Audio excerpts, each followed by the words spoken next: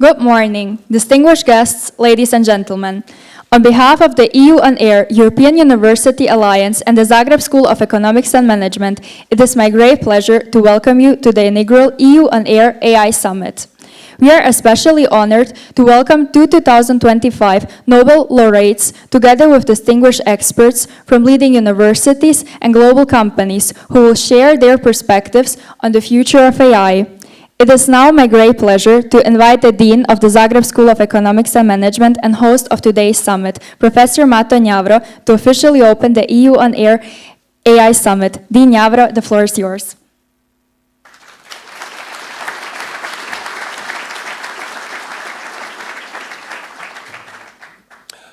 Wow, full house.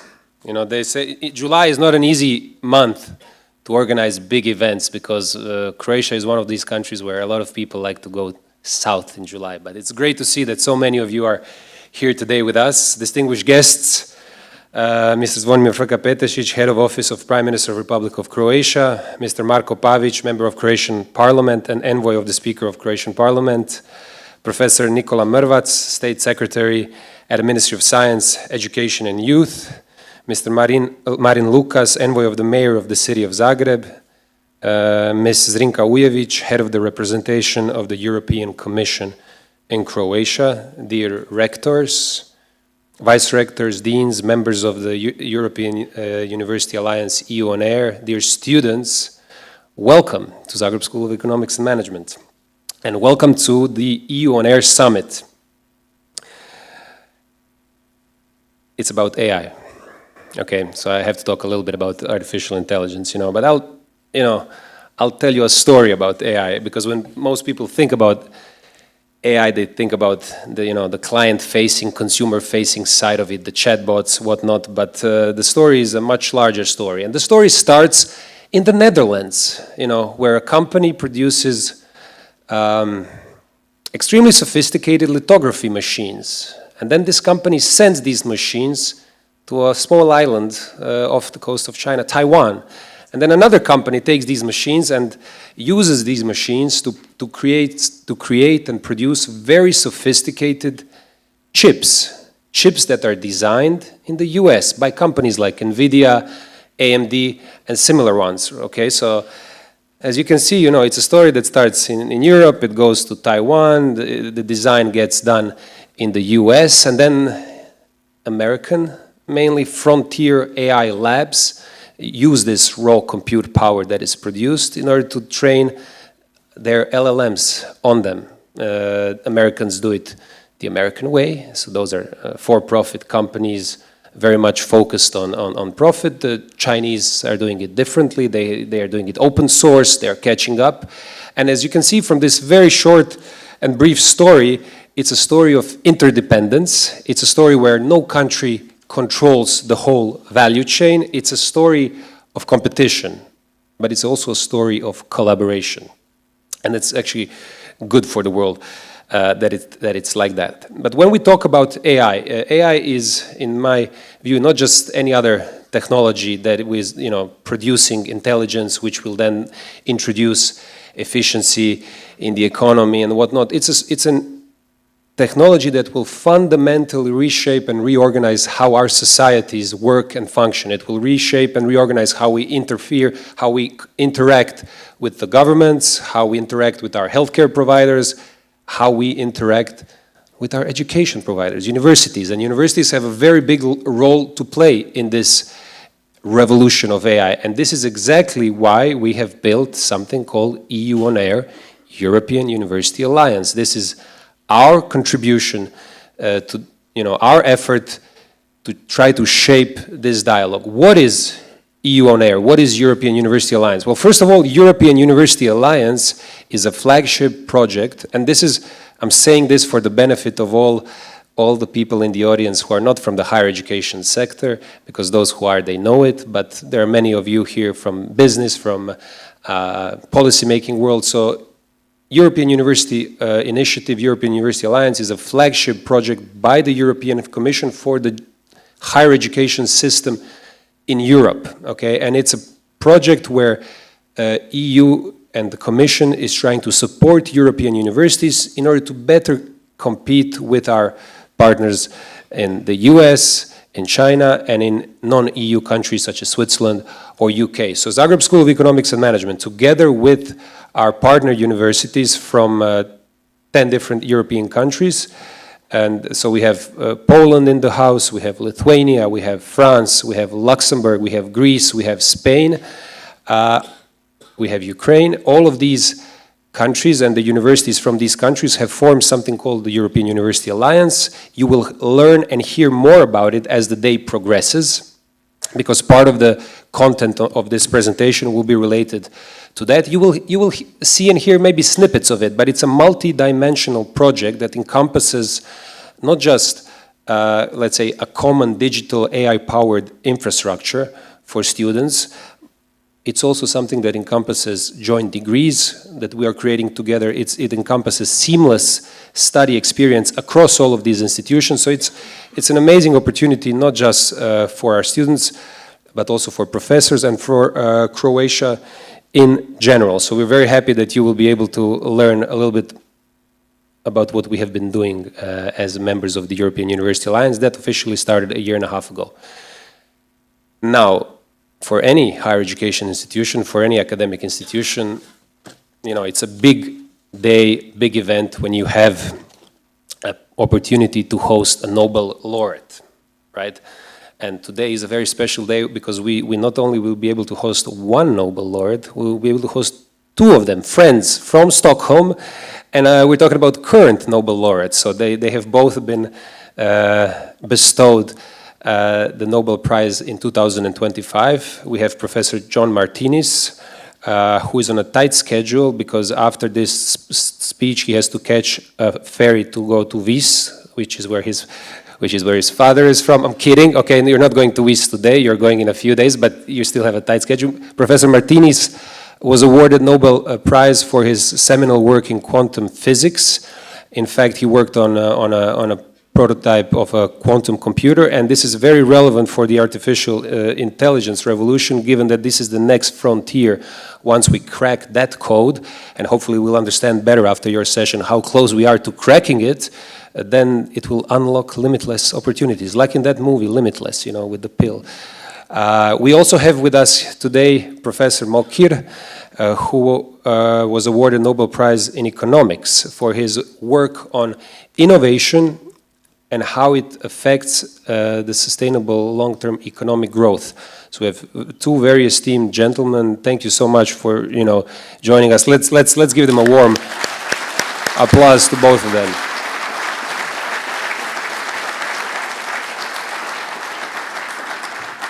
So in the interest of time, and you'll be hearing more from me later on, I'd like to hand over to Tonka to invite our next speaker. Thank you very much. I hope you have a very productive day, and I hope you enjoyed today's event. Thank you very much.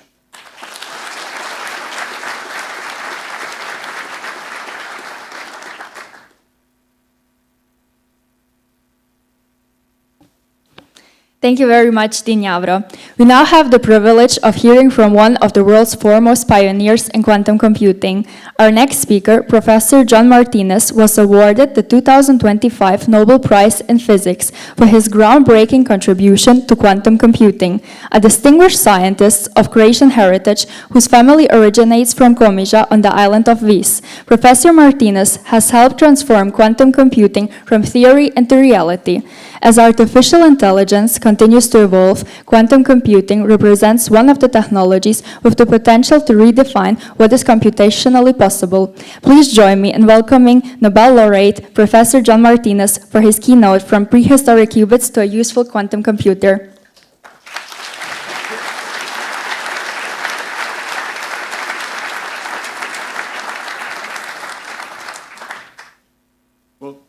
Thank you very much for your very kind invitation today.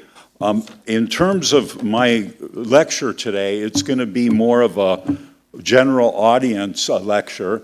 I think later today I'm going to go into the physics of quantum computer.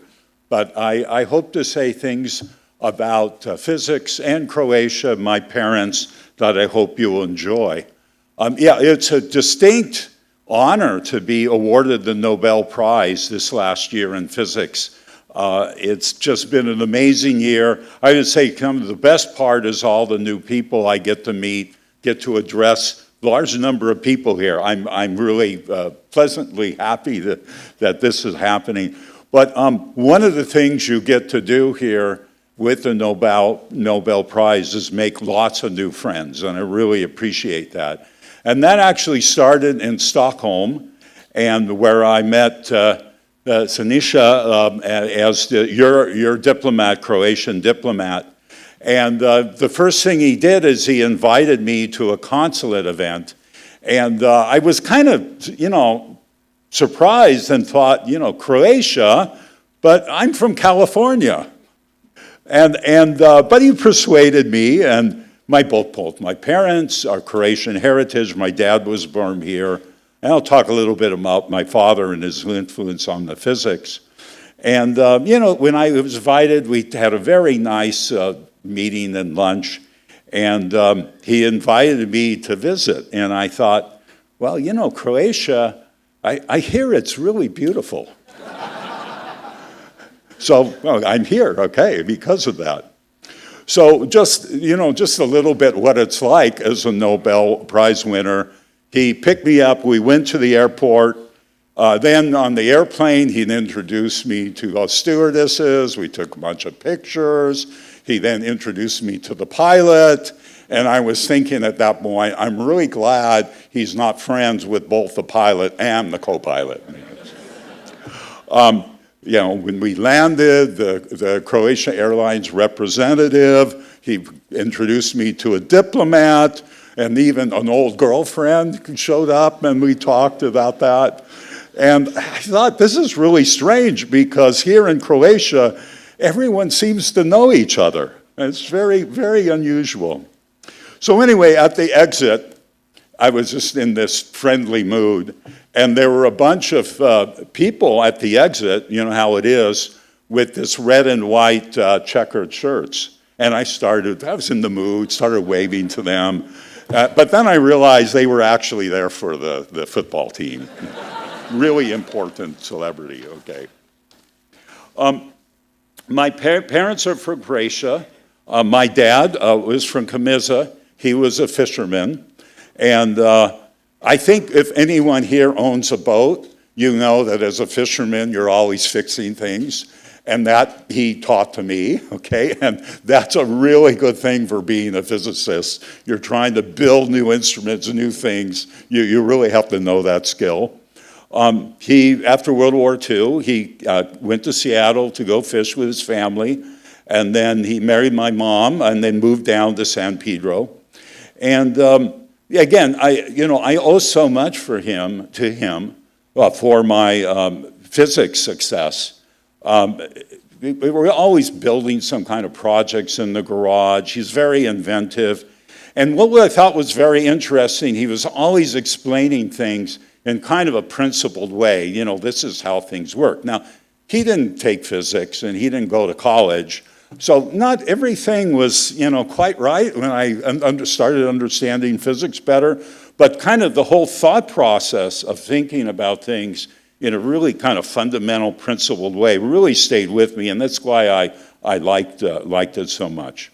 So he was a fireman in the LA harbor, so he was actually a pilot of a fireboat. Really loved that. It kind of combined for him a physicality that you need for firemen, a little bit of danger and excitement, and also very technical too. And that really suited him very, very well. So eventually he retired and he went fishing and sailing every day. He just really loved that. And in his retirement years, he really needed to be on a boat every day. That was really important for him. I want to talk something for the parents and students out here who might be listening to this, and something my parents did that I really want to encourage as a Nobel Prize winner. I'm kind of a science diplomat.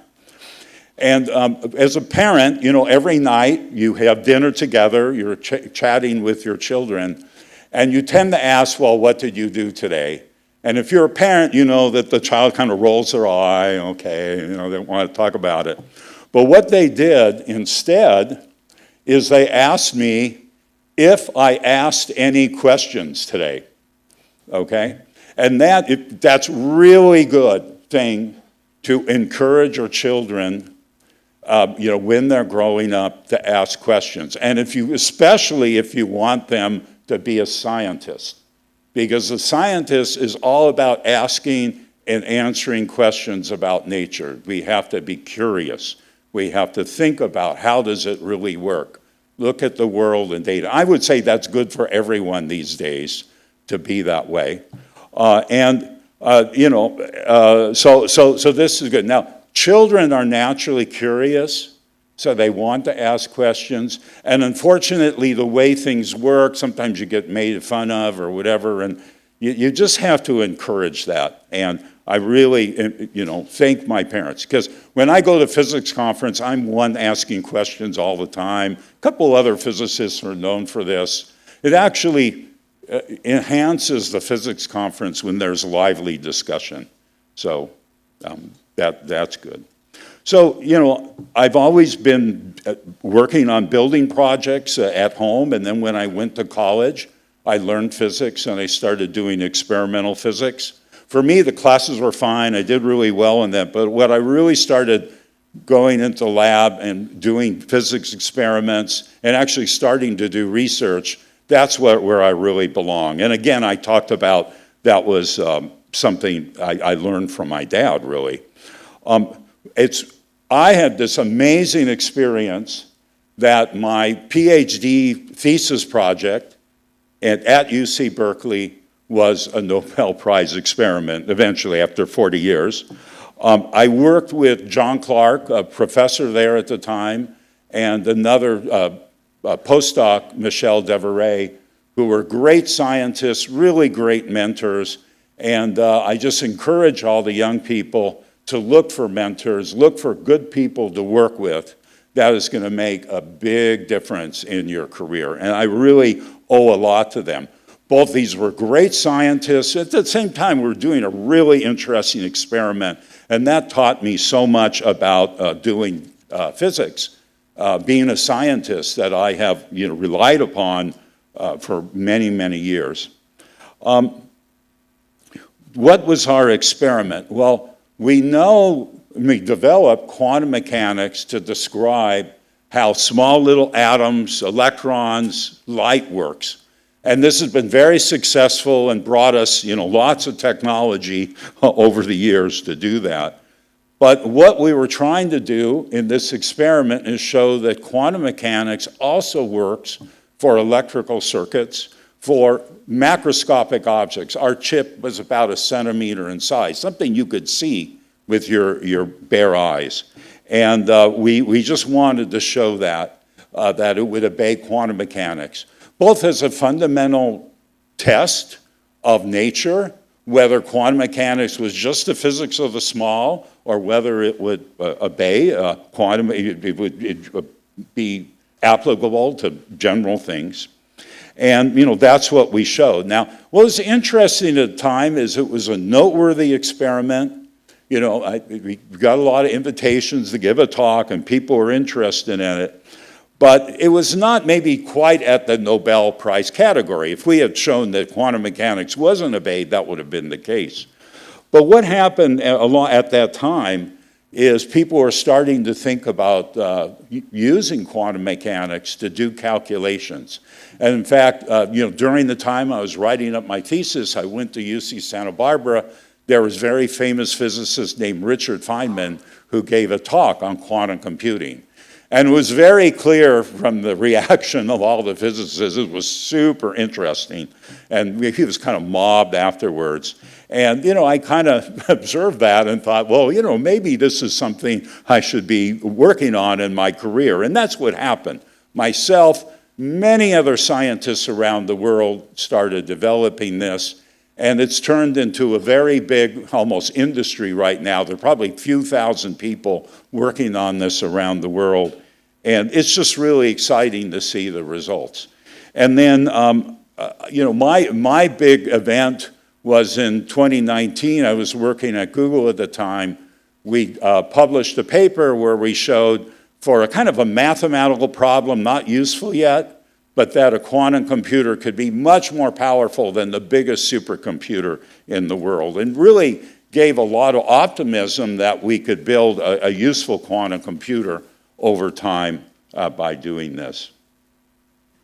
Now, with the Nobel, I've really enjoyed being a science diplomat, and especially like to encourage students to get into science, how to do science, work hard at science, and I'm looking forward to doing that this year. And what's really interesting about this is the kind of style that I do physics, and that I'm trying to be practically oriented and use the science to build new things, new instrumentation, but that also tells me how to investigate the kind of science that I want to do. And I think this is very much like Nikola Tesla, okay, who actually is a distant relative of mine. And I really thought it was great where he took the basic electromagnetic theory of the day and invented very practical and subtle inventions like the AC motor and things like that. And, you know, that really created a huge improvement in everyone's lives by bringing electricity to people and having it improve things. So what I'm trying to do is take that legacy and do the same thing with quantum computers and make that a useful technology. We have a way to go. You know, clearly everyone's worried about and interested in AI right now. It's very big. People are thinking about how to apply quantum to AI. There's some really interesting ways to do that. And, you know, I think there's a lot of benefit for society in doing that. Now, I want to talk kind of in a final personal note here. And maybe you've noticed, some of you have noticed that I've made several references to Croatia. I hear it's a beautiful video, and I've been watching that, you know, several times, and it really actually spoke to me a lot. It's a great video. I now understand why my grandmother, and especially, you know, kind of me too, thinks that drafts are so dangerous, okay? You know, I get it now, okay? But the one thing that really struck me was the statement that Croatians are kind of stubborn and they say what's on their mind. I mean, does that make sense at all to people here? It really kind of, I've been thinking a lot about that in the last few years, and it's so much what's happened to me. Saying what's on my mind gets me to trouble from time to time, as I'm learning how to be a better diplomat.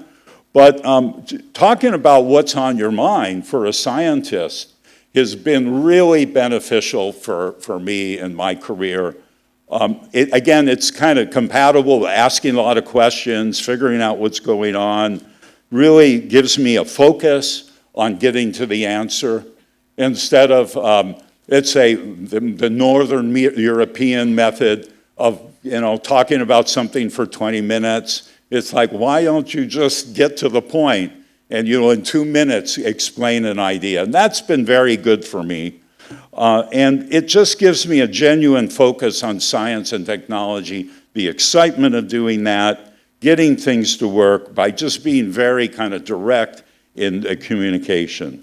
So, yeah, I just find, I think this kind of cultural trait, which certainly I picked up from my family, I find this to be very inventive as a scientist, encourages that. So, you know, just kind of in summary here, I'd really like to thank you for the invitation today and so many of you coming out here. And then I'm looking forward to the rest of my visit and trip here. And I'm really looking forward to enjoying and living our beautiful Croatia. So thank you very much.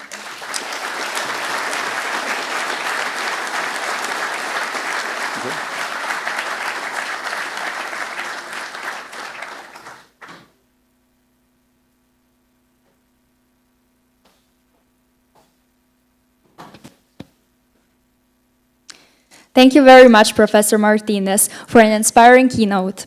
Our next session shifts to the focus from emerging technologies to the transformation of higher education itself. The EUonAIR Alliance was established with an ambitious vision to build a new model of European collaboration where artificial intelligence enhances education, research, mobility, and innovation while remaining firmly grounded in European values and responsible AI principles. This panel will discuss how universities can work together to prepare students for an AI-embedded future, foster cross-border collaboration, and create lasting impact through initiatives such as joint programs, research, mobility, and digital innovation. Please welcome Marin Njavro, Managing Director of Luxembourg School of Business, Dubravka Kovačević, Associate Dean for Project Initiatives and Development, Ralf Dillerup, Dean of the Heilbronn University Business School and Chair of the Graduate School of Heilbronn University, and Peter Gloor, Research Scientist at the MIT Center for Collective Intelligence.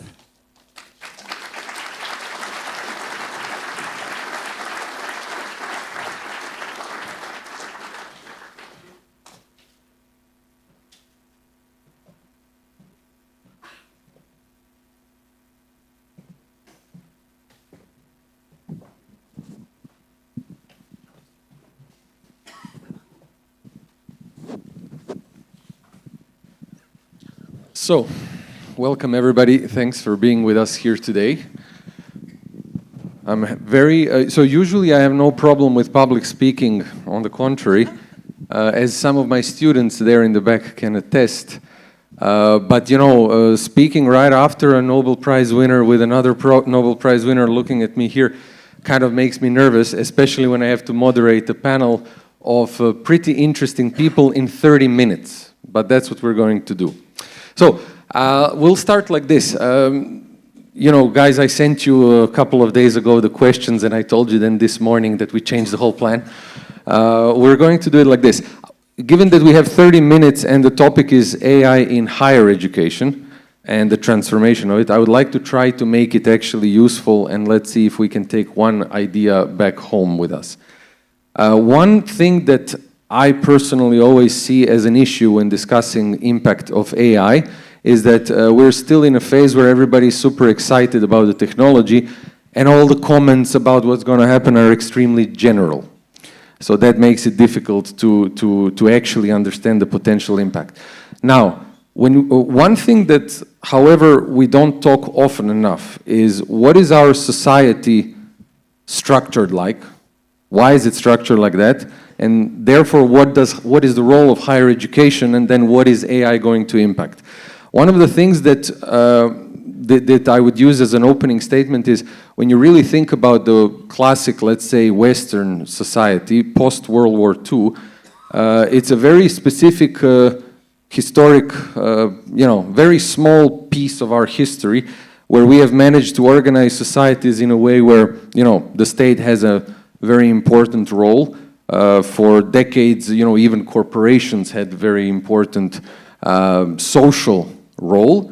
When you really think about it, education was really geared towards providing young people with ability to do certain level of cognitive tasks within a corporation, right? So if you were an accountant, it was very clear what accounting does. If you were a finance person, etc., there was this, let's call it, for our verbal, you know, to get our vocabulary today, right? Let's call it, there was this cognitive layer that education was really targeting at. Now, what seems today is that that's exactly what right now a lot of people are saying AI is going after. It's going after this cognitive layer, you know. Students, by the time they graduate, maybe companies will be able to do those jobs using AI. Now, what I think a lot of the discussion is missing is the fact that that has happened many, many times already in the past. That these cognitive layers that people were doing, performing those tasks, got automated. For students that are, you know, there's a lot of young people here in the room, so I'm going to shock you a little bit, but the word computer is not actually a device. The word computer is a person doing computing. And the word computers were jobs. So for example, it was very often pool of even women that were doing calculations, right? If you needed to calculate, you know, ballistic rocket path, you had army of people doing individual calculations. They were computers with then people overseeing what those calculations will input. And then comes calculator and kills that whole thing, right? I'm simplifying. So that's a perfect definition of, let's say, this layer of cognitive task that AI might target. Now that we got that sort of clarified, and I wanted to start with an opening statement, I wanted to really look at, with each of the individual speakers, what are your thoughts on how AI will really transform higher education, given what we just said. Let's try to be pragmatic about it. Let's not give some general guidance about, you know, AI is just going to change the world. Peter, I want to start with you because your research is very interesting. You wrote books and you're talking a lot about swarms. Swarms of now agents used to be swarms of people, and computers were they swarms to an extent, right? You would put a bunch of people on a task to calculate something. So how do you look at, from the perspective of someone who's been studying swarms, so coordinated groups, you know, performing a task, you can provide a definition. And what do you guys at MIT now think about, you know, is AI going to put you out of business, or are you going to reassess these, let's say, cognitive layers that you're focused on? Thank you very much for giving me the opportunity to share my insights. And I'm wearing many hats, one of them as a researcher at MIT, but another one as an entrepreneur, having my own little startup. And 2 years ago, I used to employ 10 programmers, humans. Today, I have one, plus paying a subscription for Claude, for Gemini, and for ChatGPT. So the question that my students, where I teach computer science, are asking, are we already unnecessary? And this makes me think back to the time over 20 years ago when I was a partner and head of e-business for Deloitte Consulting. And had been hiring hundreds of people, the advice at that time was, you need to have a T-shaped skill set, which means you have to be broad and you have to be really deep in one area. Today, study philosophy, because you have to be really broad and the depth, except if you are a Nobel Prize winner, and then you still need to be extremely deep.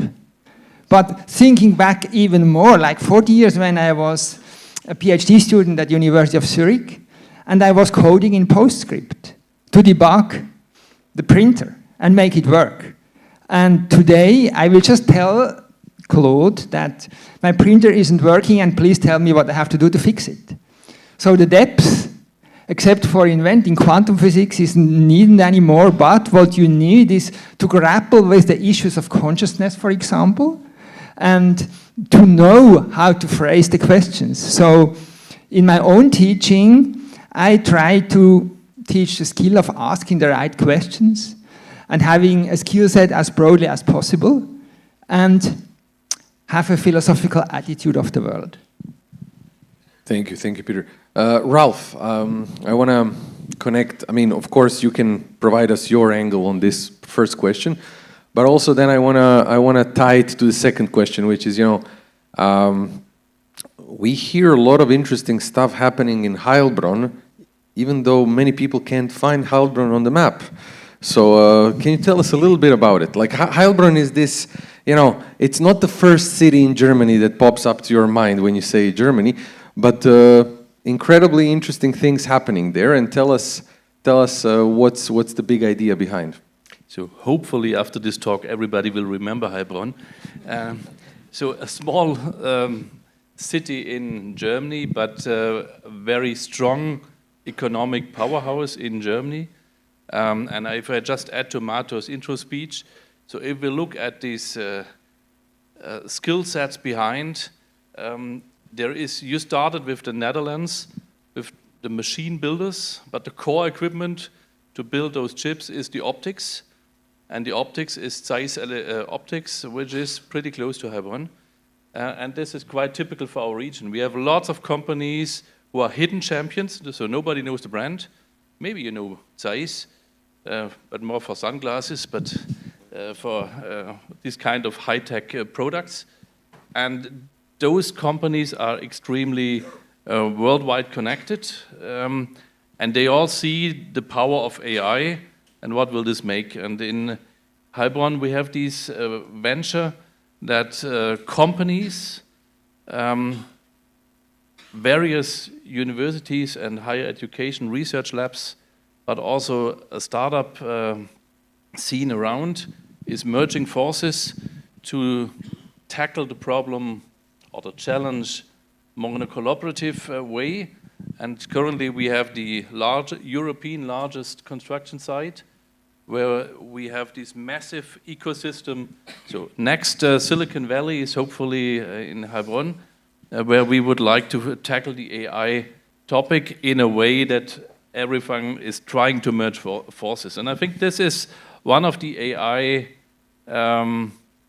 characteristics. It's super fast, and most players realized that they might not have the power to solve the challenge by themselves, so better joining forces and cooperative efforts are stronger than if everyone tries to fix it by themselves. Thank you. So I told myself today I will try to, because we have a little time, I'll try to provoke you guys a little bit. So, Peter, I will tease you a little bit now, and which then leads into my second question. So you say you, and don't get it the wrong way, but you said you had 10 engineers, now you had 1. Does that tell us more about the business, and the prospects of it, or is it really about efficiency? Now, here's why I'm asking. One thing that I find people don't talk often again when we discuss AI is, making a process efficient is one part, but the beauty of, human civilization, so to speak, is that it's able to marshal resources and get it towards a goal, right? So we're able to, it's not just about making things efficient, it's about, achieving more, right? So whether you had 10 people and now you have 1 to achieve the same thing, fine, is one thing. But, we are not going to make ourselves efficient into oblivion and just have no people and, you're going to have machines working in doing the same task that we originally intended to do. So that connects into the question of, with higher education, what is this whole EUonAIR University Alliance about? One thing in Europe, Peter, you come from MIT, which everybody knows, but one thing in Europe that Europeans always say is that our universities are just not able, because of their scale and everything, to compete with the large university systems that United States or China has. So, now in Germany we're building something. We have the alliance, and we're one of many alliances that here in Europe is trying to marshal resources together to achieve something great. So let's start a little bit. I gave too many comments now, but let's start with you. You had 10, now you do 1, but are you doing the same thing, or are you doing much more than you used to do with 10? That's, I guess, the question number 1. And then how does that Dubravka translate into higher ed? Are we going to need more universities, less universities, or same number of universities to get together, or are we going to have no universities? So let's talk about that. Okay, that was very provocative. My answer is, we need still universities, and what we need is other, better universities. I really like David Graeber's books, and probably some of you have read them. He talks of bullshit jobs. And what I did, I eliminated the bullshit jobs in my company, which basically means doing the coding of the apps. Because what I do, I study happiness and I build application software to increase creativity, collaboration, and happiness. And I used to grapple with explaining that to my other 9 programmers. It took them a hard time to understand it. Today, I give a 2-liner to Fable, and an hour later, I get a much better app than my 9 programmers could ever build. So, and in that sense, I'm really very enthusiastic about AI. And that's why I say study philosophy or art or design or those sort of things, because the one person I'm still employing is a graphic designer in Brazil. Because that's still something that humans can do much better and adjust it to the need and be aware of what people need to be happy, and that's the advantage of AI. Thank you. Dubravka, what about, you can perhaps share a little bit of a perspective from what is this alliance that we've built together with the partners, and give us the views from, let's say, within the alliance on how AI will impact. You mean? Sorry? Will the universities disappear? No. But let's say start just first with impact in the context of what. I think the impact is great because there are 65 alliances that we have in Europe currently, and we are the only one that deals with artificial intelligence. So, as our dean said at the beginning, we will see a big change, but it's not just another wave of digital change that we are experiencing. Maybe in the context of admissions, administrations, maybe some advising, yes. But actually, what we need to do is something on the line that what you said, Peter, is we have to start learning philosophy. We have the cognitive, we have the knowledge away by a click of our fingers, but what we seriously lack is judgment. So we have to work on devising the judgment, developing the judgment, the ethical standards of students, to teach them how to live with AI, not through AI. So I think definitely, probably on the horror of the students that are in the audience, once you earn your degree, that is just the beginning. You will just start to learn because technology is speeding so fast. So it will be a must for you to educate yourself further, and the concept of lifelong learning will come. Actually, will live to the fullest with this. So. Thank you. Peter, you quoted David Graeber's book, Bullshit Jobs, right? When you think about the impact that everybody says AI will have, which is going to be big, that was exactly part of my initial point. People also underestimate how many, let's say, simple jobs there are, and we also underestimate that our society post-World War II was built around, the fact that companies also had a very important social element. Now, that being said, tell us a little bit more about, going back to the example of your company, but please connect it more to education. Tell us a little bit more about how you think, we're talking about the fact that future education should be more broad, right? Study philosophy. I personally think when it comes to business education, MBA from today's point of view will have more sense than ever in MBA as it was originally intended. So something to provide you a very broad understanding, sort of almost a multidisciplinary understanding. So how do you guys for example, at MIT, how do you adapt your curriculum to that? What do you do in terms of concretely being able to teach students to not go into bullshit jobs in the future?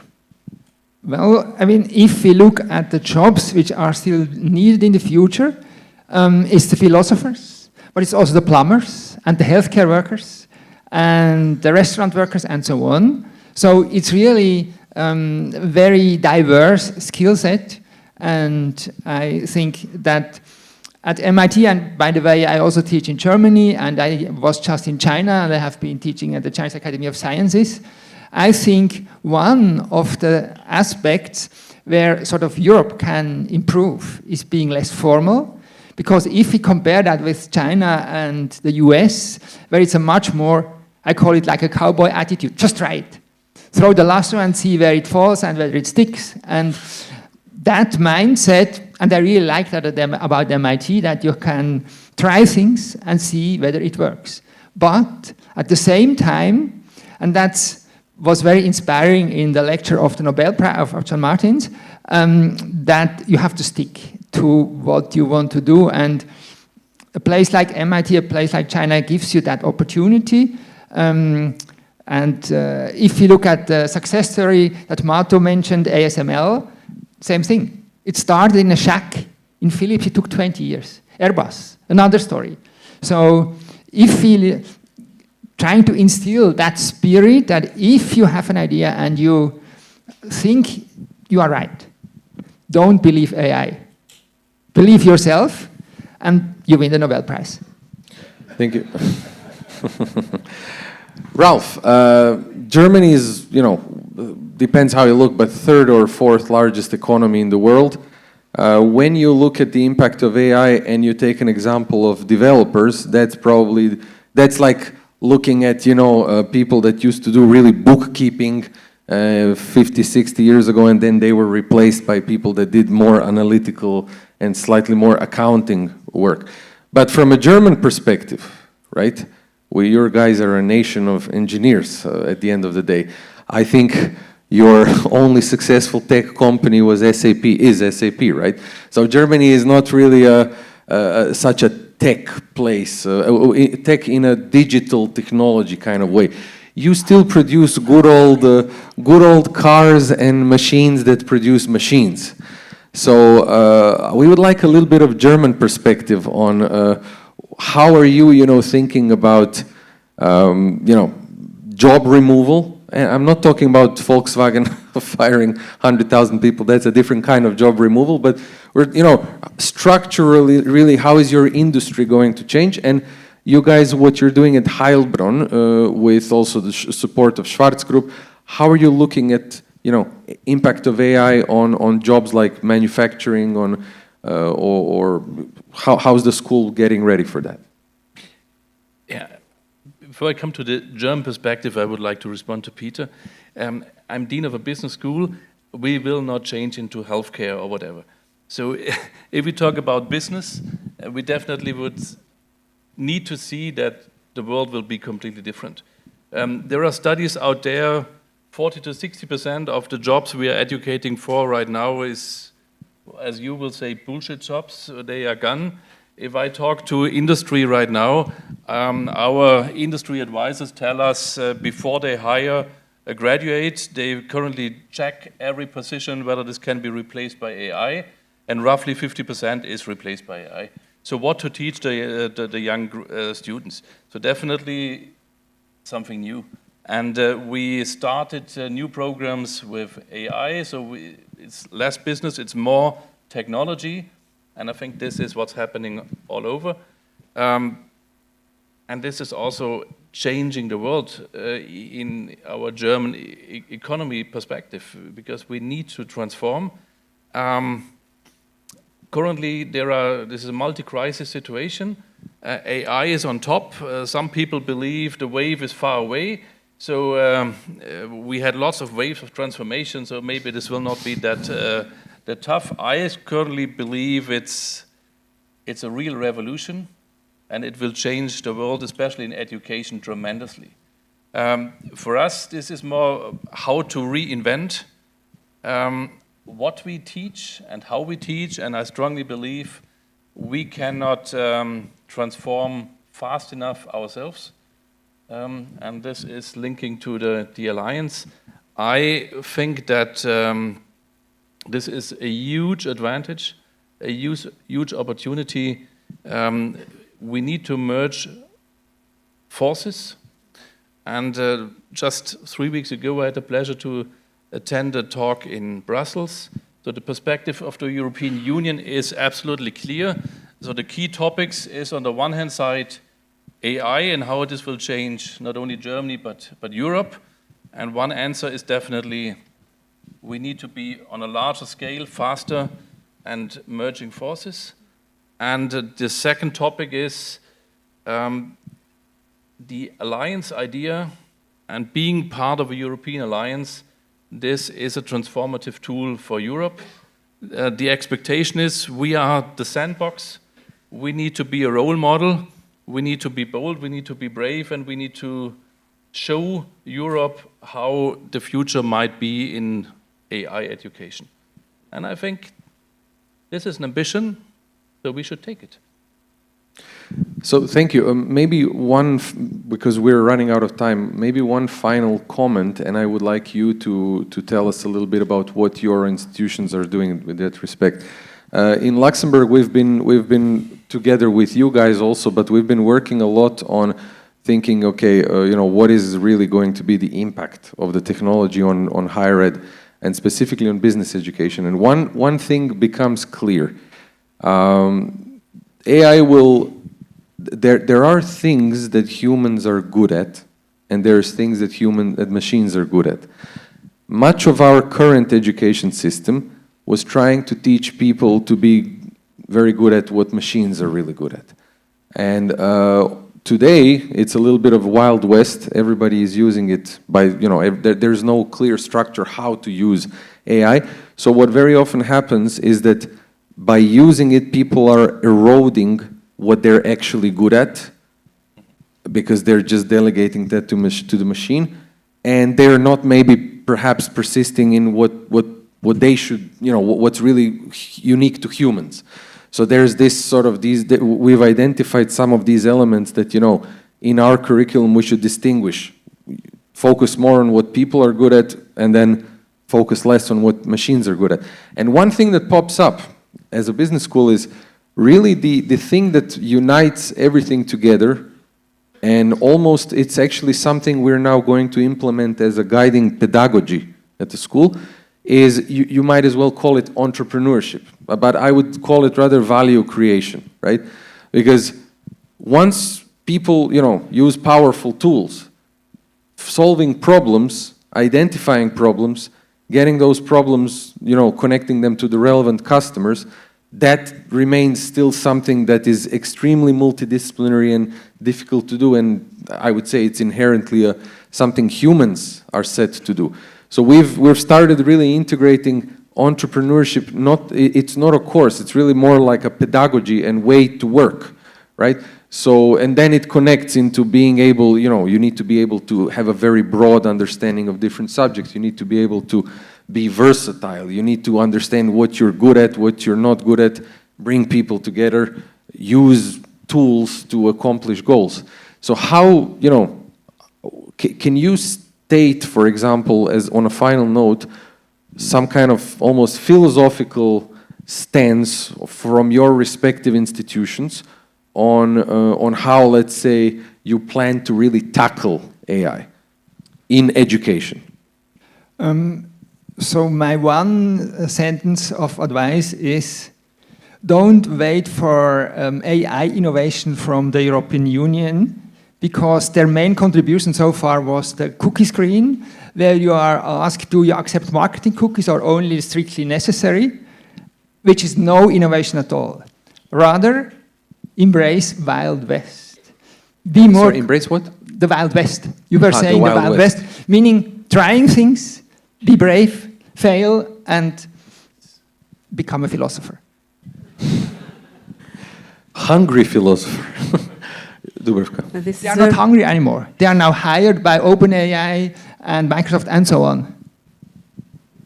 Well, I prefer the European way, even though it has its downsides as well. But what we failed to mention here is basically that we use AI to speed us up.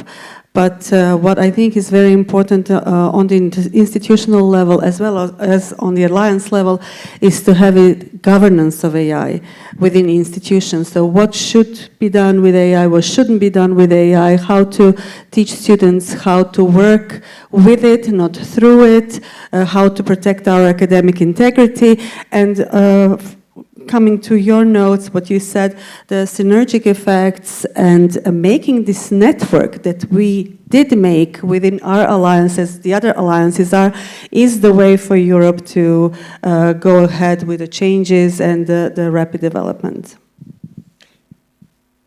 I like Wild West movies, but I like a European responsible way.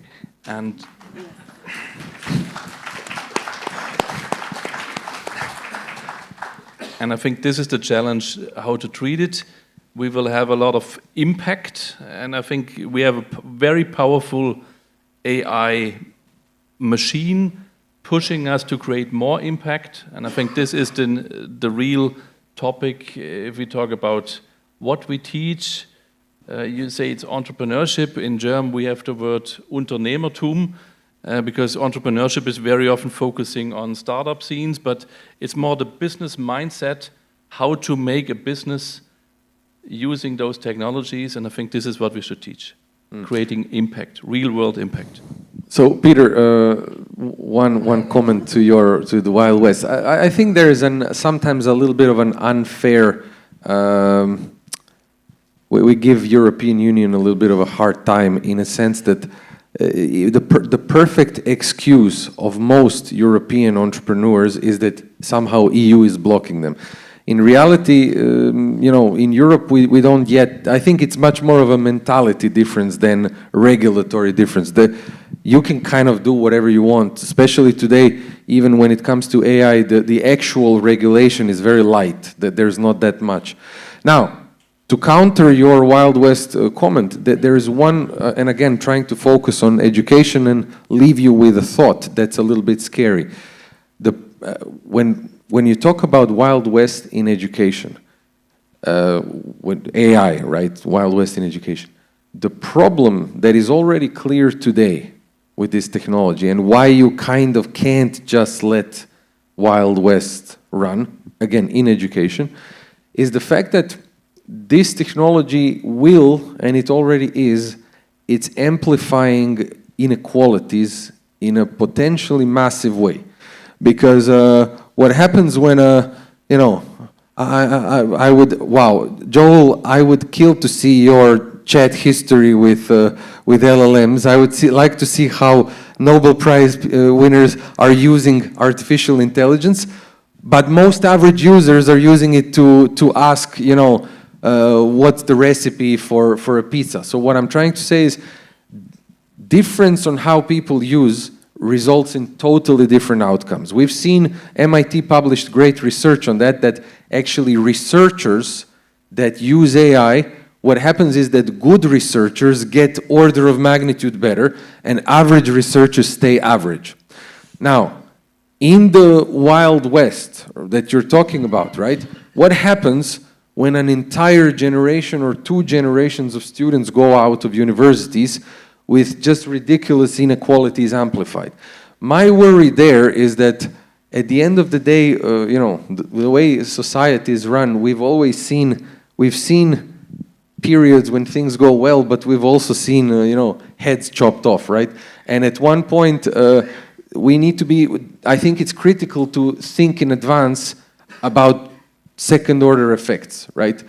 Because whether heads being chopped off is a bit too vivid of a picture, but we know what happens with monopolies, right? At one point they start to piss off governments and then they break them. So eventually there will be regulation. But if it's not thought in advance, that regulation then might be actually detrimental to everybody. So that's why we were thinking about, this Wild West in terms of experimentation, absolutely, but there needs to be some kind of idea what exactly are we trying to do. And the thing that kind of concerns me is this inequality part, right?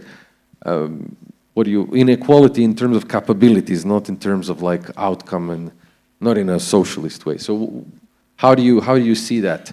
Were you referring more to experiments, the ability to experiment, or do you really, for example, your colleagues at MIT, do you guys really just, is there no broader framework how this should be put in place and used? Well, if you mean by inequality, the way how extremely capable, smart people are using AI compared to average people are using AI, then I think it's a call to all of you. Teach it in a way at university that it becomes useful and usable for everybody. And that is basically getting the broad skill set and knowing what you can ask, and then use it to really leverage your daytime job, whether it's as a plumber or as a healthcare worker or as a computer science researcher. Excellent. So we're out of time. I would like to let you have, last 30 seconds each. So start, let's say, Ralf, we can start with you. Just your final conclusion on what makes you excited about when it comes to AI in higher education? I think in higher education we need to change the model we did business, and we need to do experiments and test and evaluate what's going on. We just had discussions on whether a thesis work, traditional, makes sense in times of AI, and we all agreed we probably cannot proceed like this. So we cannot just put a faster saddle on a dead horse. We just need to find experiments, evaluate them, and find new ways, and we need to be more open to change and to the rapid change. Thank you. Dubravka? I have two thoughts. So first of all, I believe that European University Initiative and alliances are changing the model of higher education in Europe. Networking will be extremely important. Synergic effects that come from the alliances will make us more visible, will make us more stronger. It's like one shining star is shining and it's nice, but if you have a constellation together, then you can find a way. And the second thought is, I would like to say that it's not so hard to speak in front of the Nobel Laureate. So for that, I'm thankful. Thank you. Peter? I think AI has immense potential for the good and for the bad. And studying happiness and being an incurable optimist, I hope, of course, for the best. And that means get rid of the bullshit jobs and teach at the university not strict guardrails for ethics, but a moral compass to apply it so that it serves everybody. Excellent. I would like to thank you all for your contributions today, and I think we'll proceed now with the rest. Thank you very much.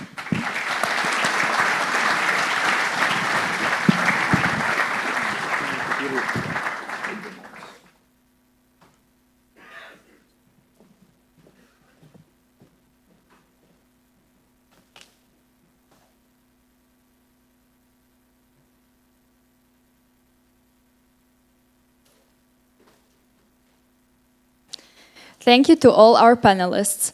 Now, one of the flagship initiatives emerging from the EUonAIR Alliance is MyAI University, an innovative digital ecosystem designed to connect students, educators, researchers, and staff across Europe.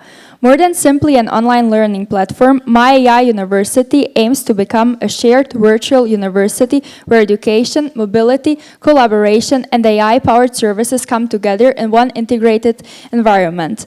To introduce this exciting initiative, please welcome Konrad Sova from Kosminsky University, Product Manager of MyAI University.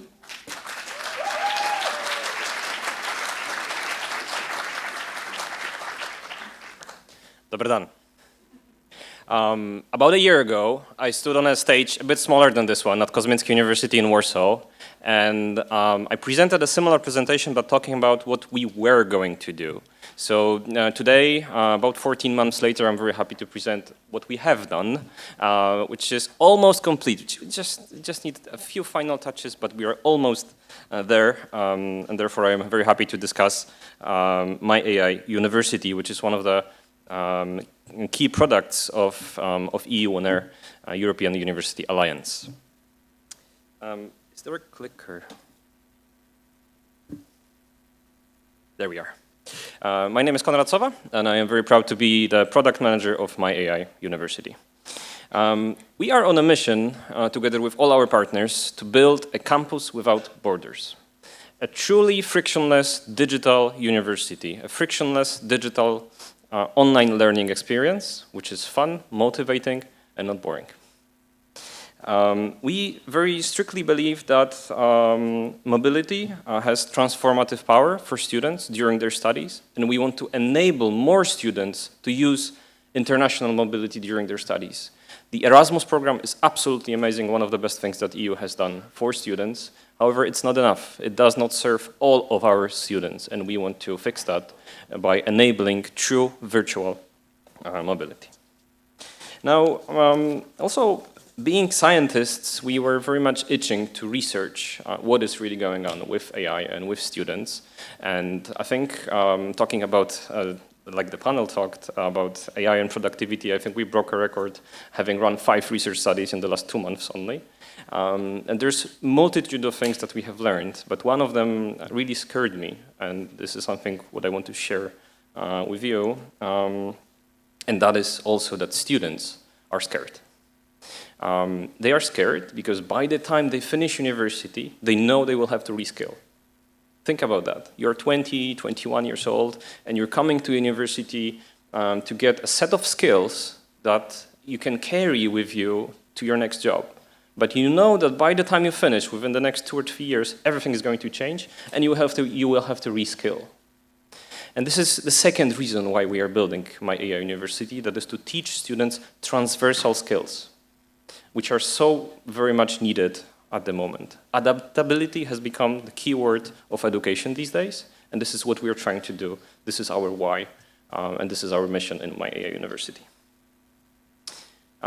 We are not your everyday online learning platform. We bring content in a very modern, innovative way. We enable virtual mobility. We create an online community of students from 11 universities where they can discuss and talk to each other, meet each other, make connections and network. And we bring this all in an innovative form to 11 universities in our consortium. Again, you can compare us to all kinds of different platforms. We are not a university LMS. We are not a commercial platform. This platform is always going to be free for all of the students within our consortium. And we say we bring 2 doors into one world, the world of online education.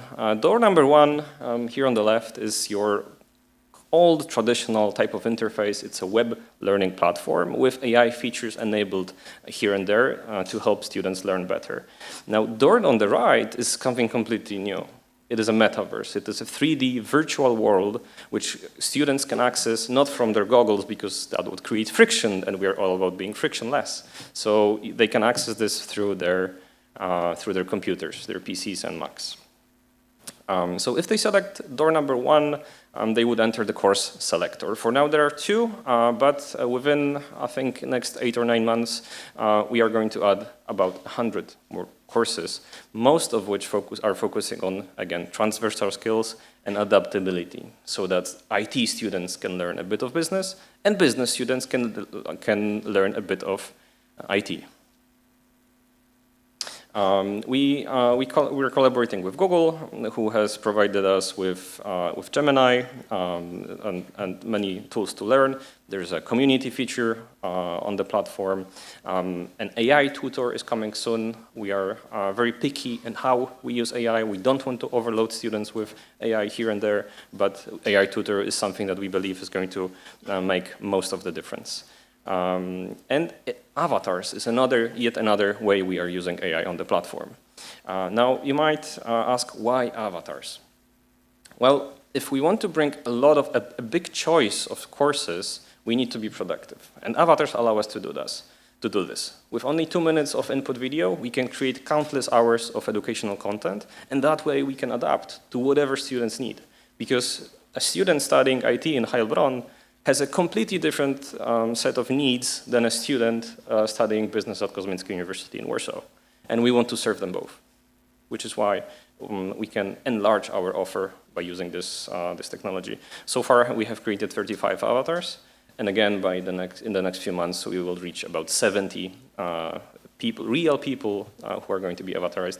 I'm not sure if anybody's counting, but I'm willing to bet that we are the most avatarized. We have avatarized the most professors among all the universities globally. But this is it for the first door. Let's enter door number 2, which I believe is way more interesting.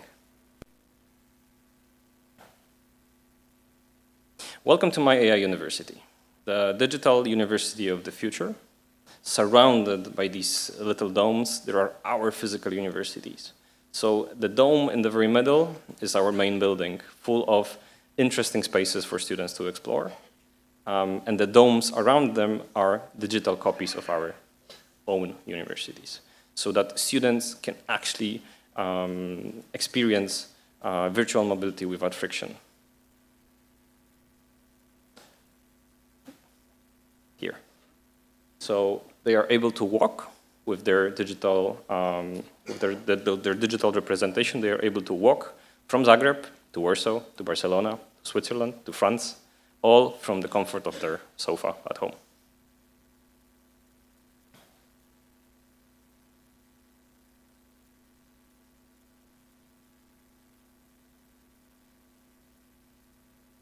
Let us enter the main hall of the university. What you're going to see inside are what we call lollipops, or chupa chups. These are 11 different spaces which students can explore. You get up there with this little tube, with an elevator, and then you can explore these spaces. Some of these spaces include a collaboration hall where students can meet, talk, discuss, a lecture hall, pretty much like this one, a bit bigger, but of course a virtual one, where they can listen to lectures and big events. And one of my favorite, the well-being space, where you can enter a little dome, you're going to hear a waterfall, and you're going to have some breathing exercises. So again, that your learning experience is fun and innovative.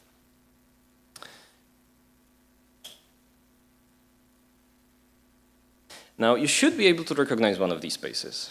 I did say that there are full representations of our actual university, so that you can actually walk from ZSEM to Warsaw, and it doesn't take you, a week. It will take you like 2 or 3 minutes. And there is one. Do you know what's the best thing about this? He does not have to look for a parking spot.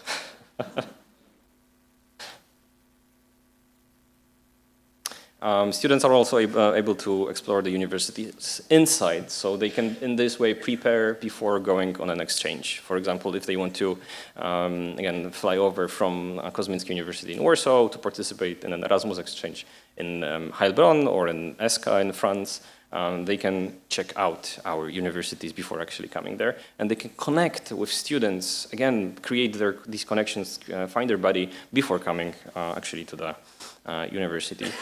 We are almost there. We will be launching this metaverse in November, so we are almost finished. There are still yet ahead there are still some challenges ahead of us.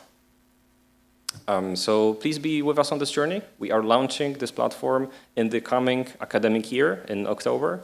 The very first courses are already there. Students are already learning, and they will be learning over the next few years. Hvala.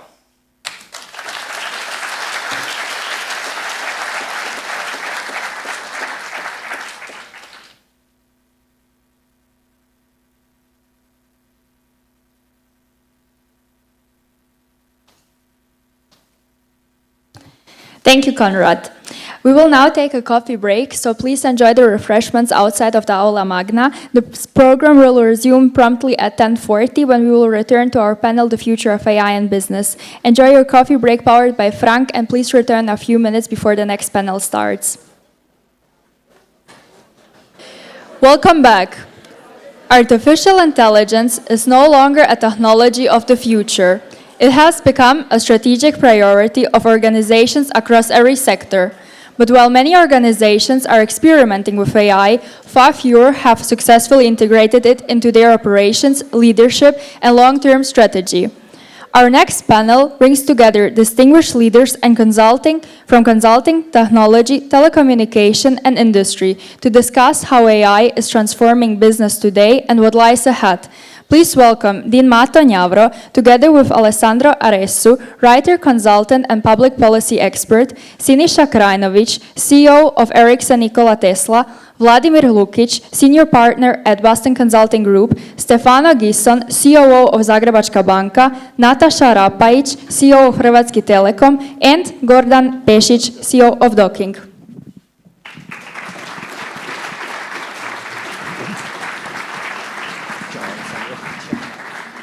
Thank you very much. Thank you, Tonka. Ladies and gentlemen, it's great to see you all return back for the last panel before the lecture by Professor Mokyr.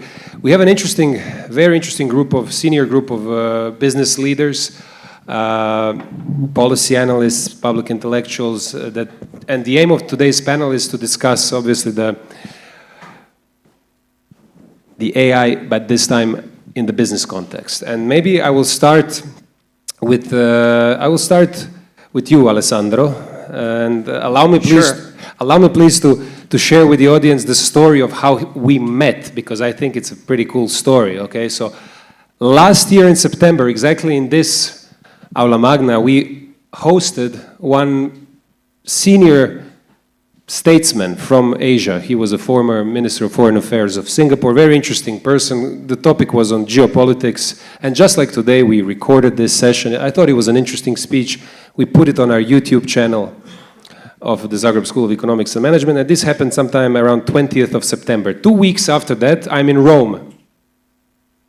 It's morning, I'm drinking my espresso in a local bar in Rome, and there's La Repubblica, which is the leading Italian daily journal, and I'm, skimming through La Repubblica, and you will not believe this, it's a true story. And I see a text about the event that we hosted in Zagreb. So the text was inspired in a way by this event and talks about what we discussed here in Zagreb. And it is at that moment I realized, oh wow, it's pretty cool, we're kind of influential. And I went and saw who was the author of and it happened to be this guy over here. So I do my research on Alessandro, and I realize he's the foremost European, Italian, however you want to put it, analyst, intellectual, writing books on the geopolitics of AI. Because when we talk about AI, as consumers, we just see the client-facing part, the Claudes, the Geminis, whatever. But there's a lot happening in the back end, and maybe let that be the first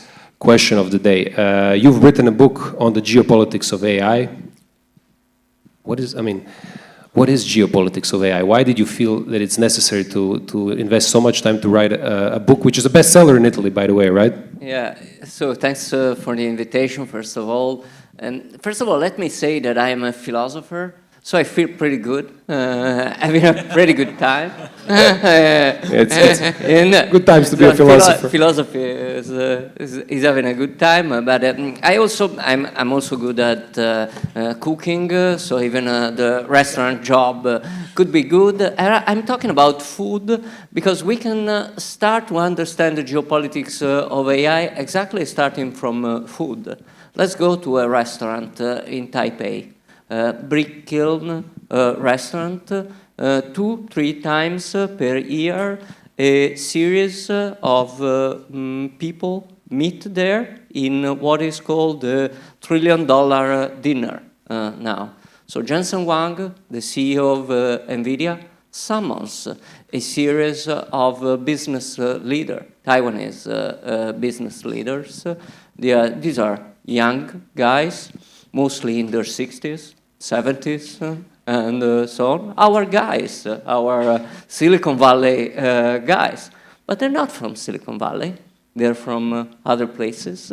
And they've been around for a while for the previous technology revolutions.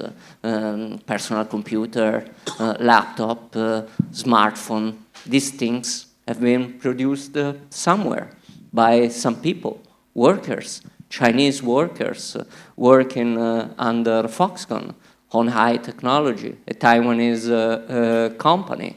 And then you've had these people like Barry Lam, who is sitting on the right of Jensen Huang. This guy is called the laptop king because he produced the laptops. So you had on the label Dell, or another American name, but actually it was Quanta Computer building the laptop with the contract manufacturing.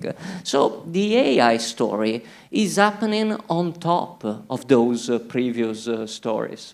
We've had social media before, we've had cloud infrastructure, and so there's a complex supply chain building on all of that. And of course, the semiconductor industry is the foundation of all these. So niches of expertise and ecosystems around the world of research, applied research, talent, and market power are important. Think about Korea. Jensen Huang is going to leave Taiwan, is going to catch a plane to Korea, is going to serve fried chicken to the people of SK Hynix and Samsung, because without the memories produced by those guys, we are not going to have our electronic products, including artificial intelligence. But where is the geopolitics there? I think two trends. First of all, those factories in Taiwan, those factories around South Korea, they need energy, for instance. South Korea, heavily dependent on energy coming from the Gulf countries. So if the Strait of Hormuz is not really reopened, they're going to have a problem, and they need to plan for it. And then geopolitics on the other side, these middle products, and then the end products. This commercial marvel, can it flow freely around the world? Not so much, because we live in a world where competition is a factor. And then you have tariffs, you have sanctions. That's exactly what I want to ask. You have investment controls, and so on. So you have these two forces. On the one hand, without interdependence, without this network of partnership, you cannot have the product. So you cannot have the NVIDIA system, now the Blackwell one. Then we'll have Vera Rubin at the end of the year. Without those, the last figure is 160 Taiwanese partners, okay? You need these people, and then in order to build the data center, you need a series of transformers coming from the People's Republic of China, so from the United States, so-called adversary. But then, when you have those end products, being them hardware, software, you also have a political push for that in the name of national security. Now in several countries, I'm not saying that this political push always work, because we see back and forth. We see government intervening, posing a product, and then, oh, we made a mistake, you can do the flow with the product. But this happens, and this is a risk that business need to take into account. But Alessandro, these supply chains that you have been discussing about have been developed and have been growing for decades now. And now we see it as the world is entering and has entered this phase of intense competition between the big powers, in particular the US and China. How big of a risk do you see in decoupling? What does decoupling even mean in this context?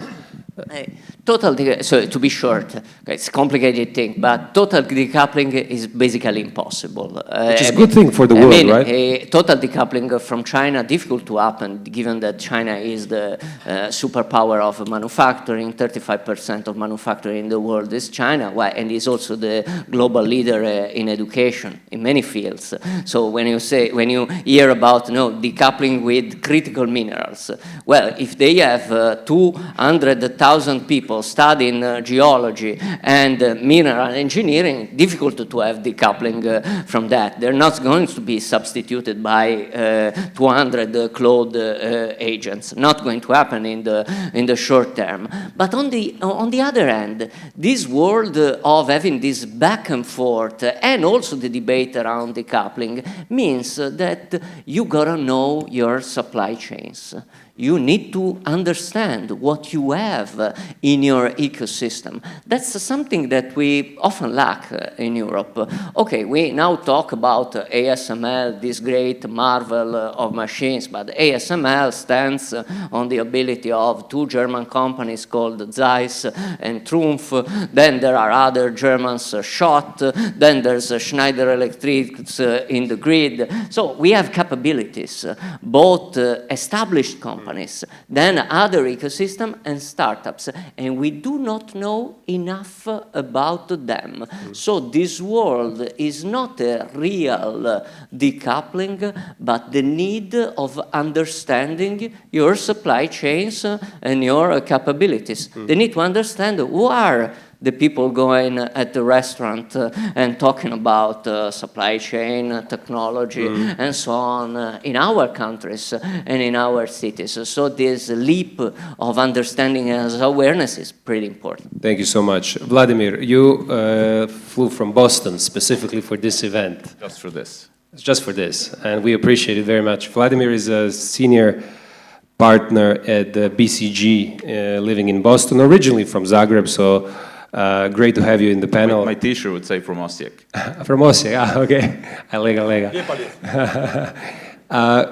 Tell us a little bit about, we see that, at the macro level, we see the kind of two trends or two philosophies, since we are talking a lot about philosophers emerging. There's this Chinese open source philosophy when it comes to large language models, where they have basically opened up the models. In the US, it's obviously been different. It's different. Is the whole AI race is being kind of led by these frontier labs, and we see recently that the government is starting to intervene, shutting down frontier projects. Then I think they just reopened one by Anthropic. So give us a little bit of sense from your perspective, what's happening in the US, and in your position at BCG, you're speaking to business leaders, CEOs daily. How do they translate this AI revolution into their daily business in the US? Yeah, so that's a bunch of different questions. But first of all, great to be here. Great to see you all. I've been part of the ZSEM story from the first day, so it's amazing to see how it evolved over the last 22 years. So just congrats to the whole team. Thank you.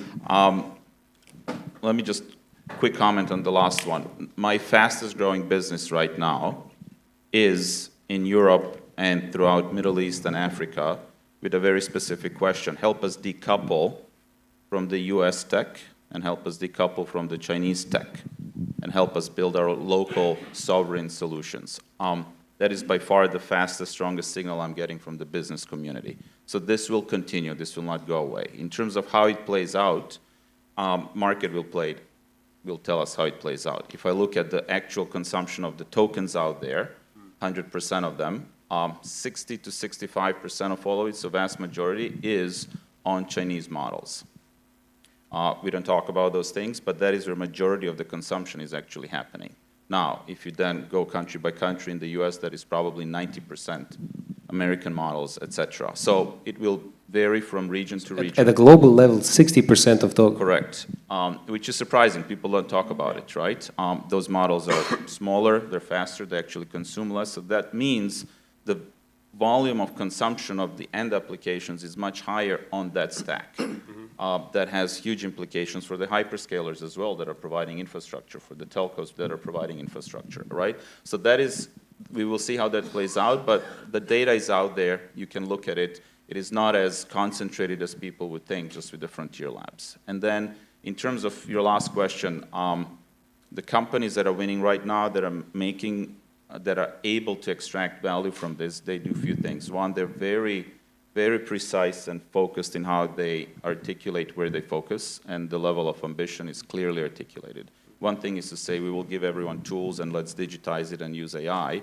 Another one is, we will be growing top line in these two products by 50% by deploying these tools in the following experiences. They're much more focused. They are very clear on where the value is. Typically, that's in the core workflows, and they go into the guts of the business. So for the telcos, that's their field service technicians and call centers. For the insurance companies, that's the underwriting and claims processes. For software companies, it's software writing. So they don't shy away from applying the latest technology into the guts of the business, and they lean in there.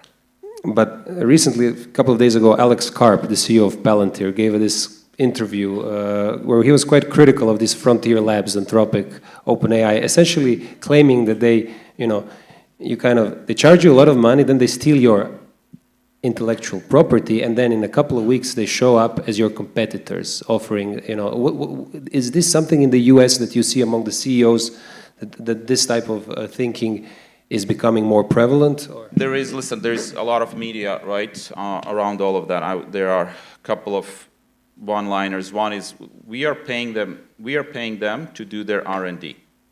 Essentially, that's how it's playing out right now. That is one reality of how it's playing out. The other one is, they are telling us how to use these things, but it's a little bit like a CEO of McDonald's giving you nutritional advice. It's like, just don't worry, it's going to be all fine, just consume it, be responsible about it, right?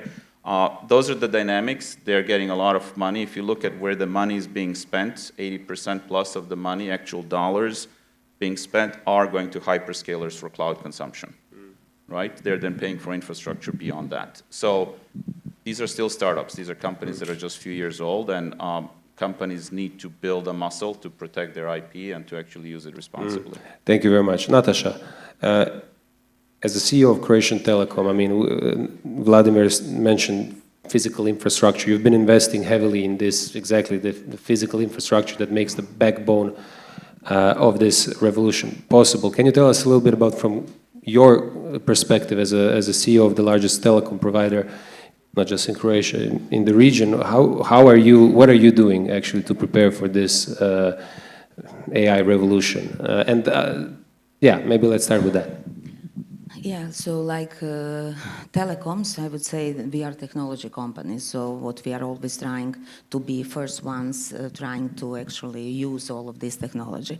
But with AI, I would say in telecom, like in the other industry, there are some learning curve, no? So all of us, we are starting with some first awareness and culture, after that trying to skill our people to use the different tools actually.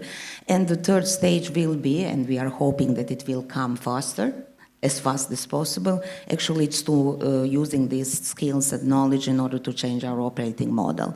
If you are looking inside of telecom, I mean, every project that we are, unfortunately, I have to say that we are in the level of the projects. We didn't yet deeply change our operating model. This is, I would say, it's front of us. But like the telecoms, every of these projects that we are starting, we actually are looking three possibilities. If this project is helping to improve customer experience, our internal efficiency, logically starting normally from human intense processes like call centers or technical services. And the third one is some opportunities of monetization, of additional revenue coming actually through selling or offering these new technologies to our end clients.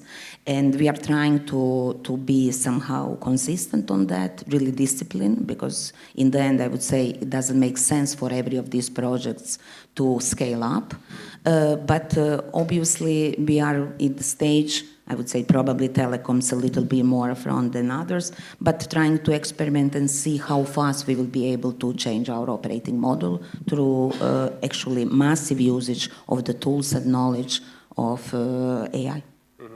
Thank you very much. Siniša, you are in a similar, I mean, you're in a closely associated industry as the CEO of Ericsson Nikola Tesla, and having worn the cap of Ericsson before that for a long period of time.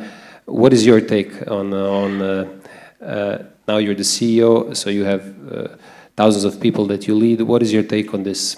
How are you preparing the company for the upcoming revolution? It's actually the same industry as Natasha. Natasha is our customer. We are very happy for that. But I need to actually, just before that, Mato, if I can actually, Vladimir, on your comment, it's really interesting when you compare, you know, these frontier AI companies like, you know, with the OpenAI and Anthropic to McDonald's CEO actually giving you advice of the healthy food and selling you a tasty fast food. But what they do as well on that, actually, they charge 1 cent for Big Mac currently until they're really hooked, and then maybe it's $10 afterwards. I think it's really interesting what you said.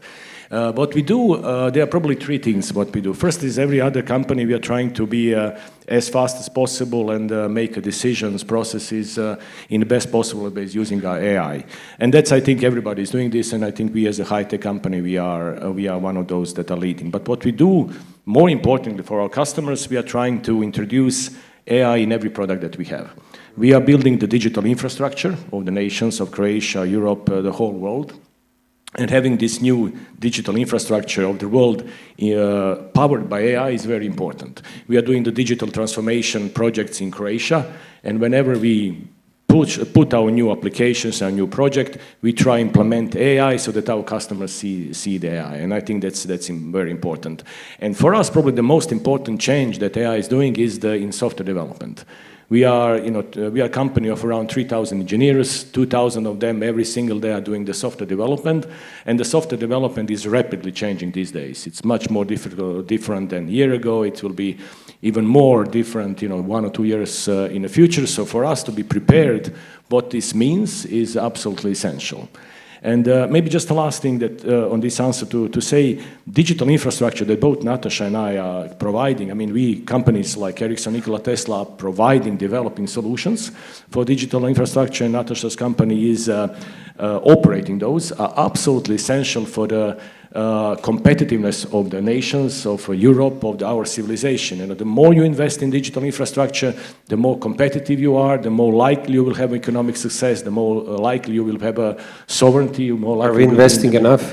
I think we as Europe in general are not investing enough. We are one of the slowest. The US is much more faster than us. I've been living seven years recently in China. China is investing in immensely more than Europe. Japan, Korea, so many markets like that are investing much more. In general, I think Europe lacks this strategic ambition, very ambitious strategy, and I think we need to double down, especially in high tech. High tech will determine the future, the competitiveness, but as well the sovereignty of every single nation. And if we, as Europe, don't invest enough in high tech, that's not good. What maybe just in telecommunication, luckily in this specific field of telecommunication, Europe is one of the leading. Companies like Ericsson, some of our competitors are coming from Europe. Croatia has a very developed digital infrastructure in the sense of 5G, which is good.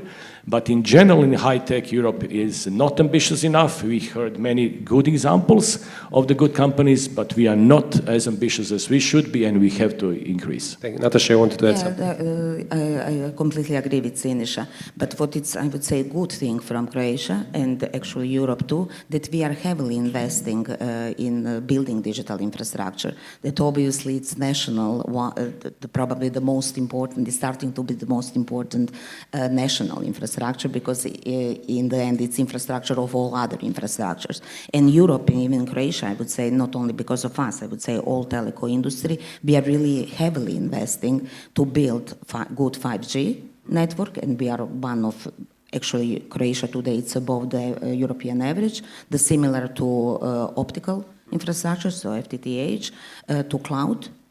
We are building data centers and security, and what Siniša just stated, we are proud to work together with you, and I would say that Europe in this telecommunication infrastructure, not only speaking from Croatia, speaking like part of Deutsche Telekom, we are really good, and we have to see now how to monetize that, because this digital infrastructure is crucial for the future.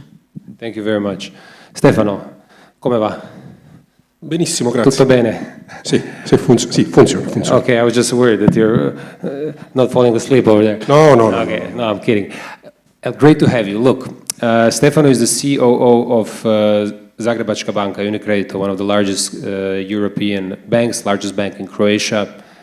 Since banking was modern banking was invented in Florence, what is it, 12th, 13th century, banking has undergone many technological revolutions and survived and adapted and always kind of managed to find its important role in the society. How, as a banker, how do you view this revolution, and from the perspective of UniCredit, what are you doing to prepare for, Well, I assume like in the past. So we adapted. Banking is boring, in a way, in many ways. As it should be. As it should be, and we are heavily regulated. So when we read on the news, the flying drones with AI that you don't control, we cannot do this, thanks God. So we are doing it, we are applying it, but as the colleague said, on our core processes, we are studying them, we have pilot. In Zaba and in the group, we roll out, for example, for personal productivity, Copilot for now to everybody. As probably a lot of people knows, UniCredit strike a deal for 10 years with Google. So we are in the process of rolling out Gemini for a subset of employees. So we are taking it, if I would say with calm, then it doesn't do the hype. We are working on it, but for sure we cannot run and give to AI all our processes. So this is where we are. As you said, banking was the first to use the mainframe. So the internet banking was one of the first internet application, and we will use AI in the same way. Obviously, the speed of the technology is way faster. How it's changing is way faster, and honestly, it's complicated how to deal with all the versioning, because every new version is way more capable than before. So this is, I think, the main challenge that we have. Before you had the time to have technology to adapt. Today, this time is particularly short, and this is the main challenge. And you're from a highly regulated industry, so how do you adapt given this regulatory framework that is pretty solid? We work with the regulator, and I think it's good. Again, we have the European regulation, the local regulation. DORA is the digital operational regulation that we have to adapt, that is pushing us to improve a lot of our underlying infrastructure. So it's a constant dialogue, but I think it's good. It's something that is needed to avoid any potential mistakes. If I may add, like Siniša, it's proud to be my provider. I'm proud to be a provider of Zagrebačka banka. And actually, on top of connectivity, that obviously for finance it's crucial, that it has to be seamless and fast and so on. For a bank sector, it's extremely important trust. So we are working more and more on that to provide actually security to the banks. And speaking about AI, actually, we are implemented in your call center AI solution, MIA. So I would say that in Croatia we are not so slow, but not yet in the stage that we would like to be. Just for bringing everybody, on what Natasha said, MIA is the contact center AI that we developed in late 2023. So we were the first bank, I think, in Unicredit Group to have it. We are still the only one to have it in Croatia. And basically it replaced the traditional IVR. So if you call Zagrebačka banka contact center, you will not hear, please press 1 for this or press 2. But you will be able to interact with Mia. You will simply state your problem and then she will help you to solve it. We did it in 2023. We are rolling out the new version right now. So it's an upgrade. And again, this is what I was making the example. There is AI on top since 2023 for you to interact with. But on the back, everything is very precisely mapped. Because we had to avoid in the past to have what was called the hallucination, that you are asking for your cards and she was replying for something completely different. Now we are doing the upgrades because the technology evolved faster. But still, we have two controls. We don't go from 0 to 100 in 2 days. No, we have to be sure to do the right thing. Thank you very much, Stefano. Gordon, how are you doing? Great to have you on the panel. I know Gordon is a little bit tired. He was working on a very important transaction. He's the CEO of Docking, which is a quite famous Croatian robotics company. And whenever you talk about, AI, the next frontier, the next level that we see happening a lot already in China is merging the virtual aspect with the physical. So first of all, congrats on closing the deal with Rheinmetall, Europe's leading defense manufacturer. Docking is now part of the group, so congratulations. Maybe take us from your perspective, as somebody who's running the robotics company. Tell us a little bit about what your perspective on AI is. Thank you, Mato. First and foremost, thank you for inviting me here today. It's a great privilege and honor to be here. It seems that on the panel, everybody's client, so that's congrats for that.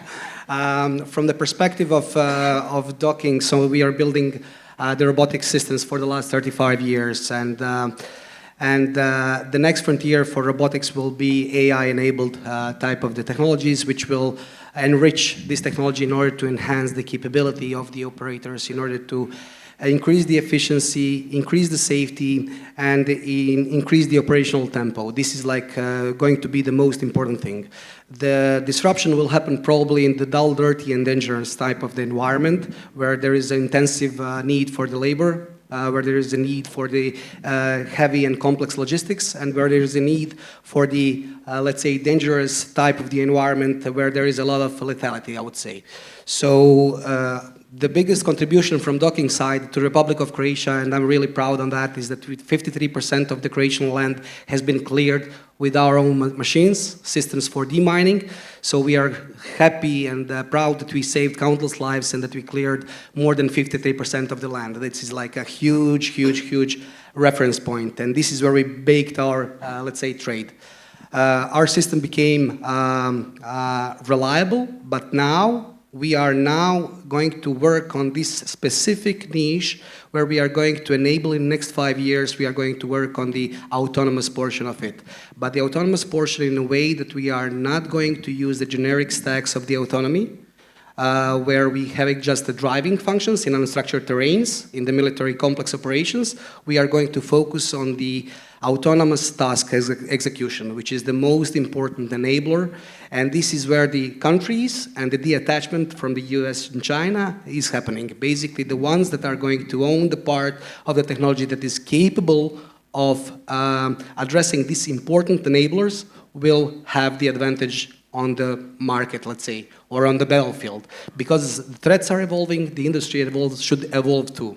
So this would be my 2 cents on where the robotics is going in the next decade, I would say. And where's docking going in the next decade? Maybe you were the driving force behind this transaction. Can you tell us a little bit about the motivation and where do you see the company going in the future?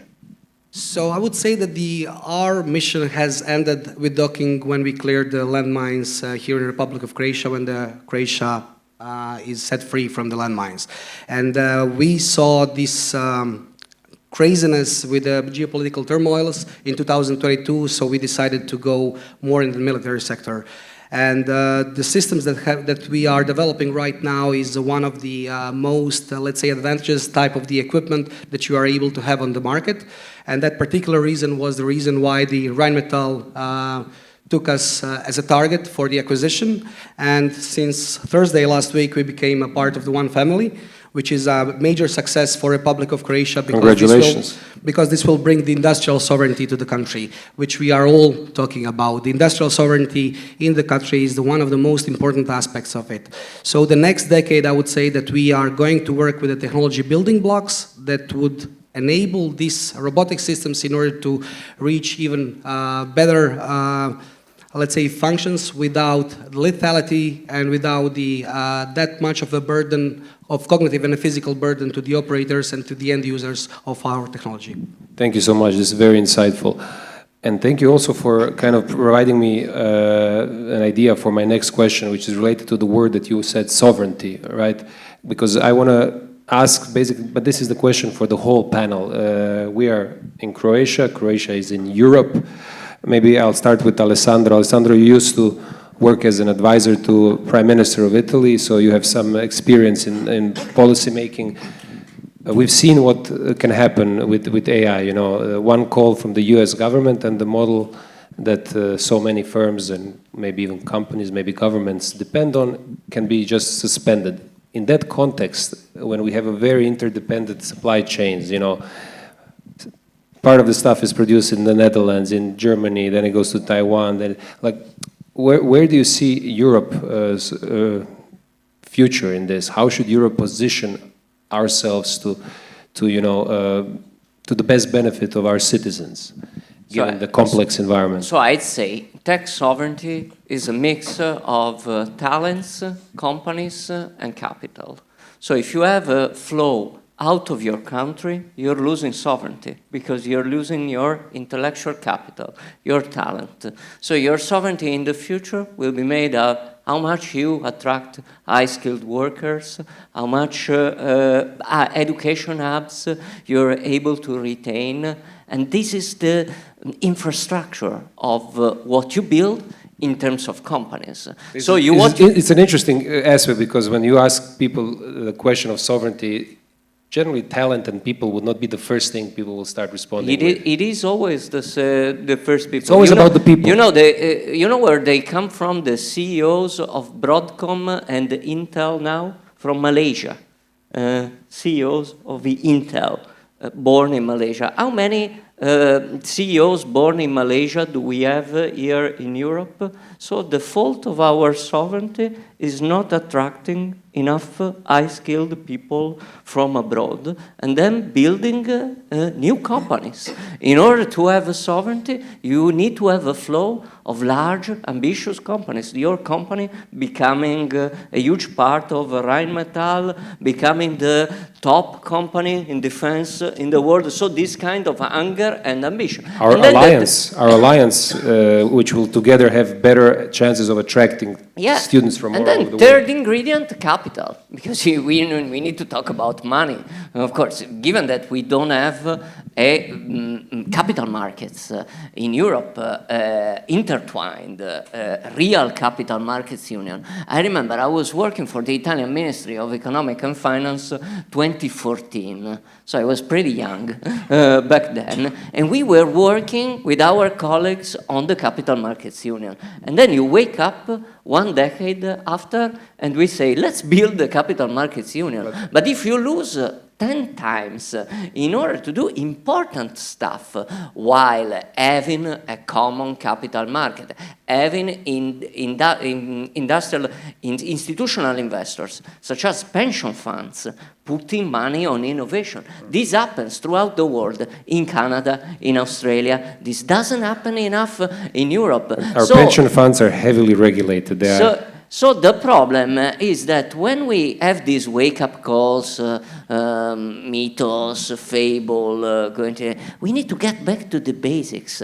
We couldn't say, oh, let's have mythos out of thin air, because it's the Chinese that are gonna build this, because they have the talent, and they have huge talent compared to us, and they already built this manufacturing engine and these digital companies. So let's build on our strengths, but let's be frank with ourselves when we talk about sovereignty, because we know we need talent, companies, and capital in order to be that in that conversation. Two of your former prime ministers wrote nice reports, Letta and Draghi. Are you optimistic about these? I mean, my dream is next 10 years, I don't want my prime minister to write another report. I don't want reports, I want execution. And given that I know Mr. Letta and Mr. Draghi, they both want execution. We don't need another report in 10 years. Let's make things happen. Not only reports. Siniša, the same question to you, Europe, and you spend a lot of time in China, all over the world, and now you're back here. What's your take? I would say, first, the same as you, Alessandro, talent and capital is absolutely essential. But I actually don't think that Europe is lacking neither talent nor capital. I think what we are lacking is ambition. And this is actually really what makes me sad as European, as a Croatian. I think the lack of really strong ambition, a lack of grit, the lack of hunger, especially when you look in US, when you look in China, look in many places, that's what's worrying me. We have, just only as a European Union plus maybe UK, we are more than 500 million people. We have the best universities in the world here. We have a lot of, talents. We have a lot of capital. We have a great infrastructure. We have great, history in many aspects when it comes to industrial revolutions.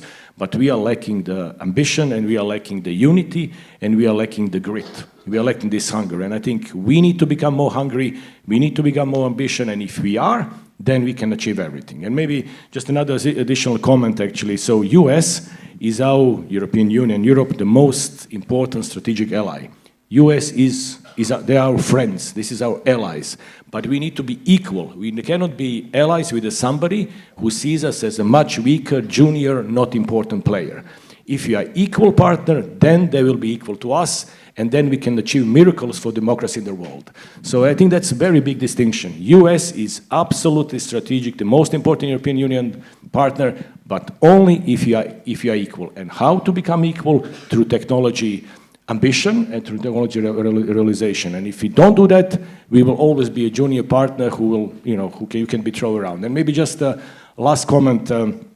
as everyone else in the world, including Europe, we got this wake-up call when the US government decided not to allow non-US citizens to use the most advanced AI models. But I would say, sadly, this makes me like, my heart cry here that we put this on snooze and went, for the coast and go sailing. This wake-up call did not wake us. And unfortunately, it's going to be more and more wake-up calls, one more difficult and more dangerous than another. So the sooner we wake up, the better it is for us. Thank you, Siniša. Fully agree on that. Vlado, same question for you.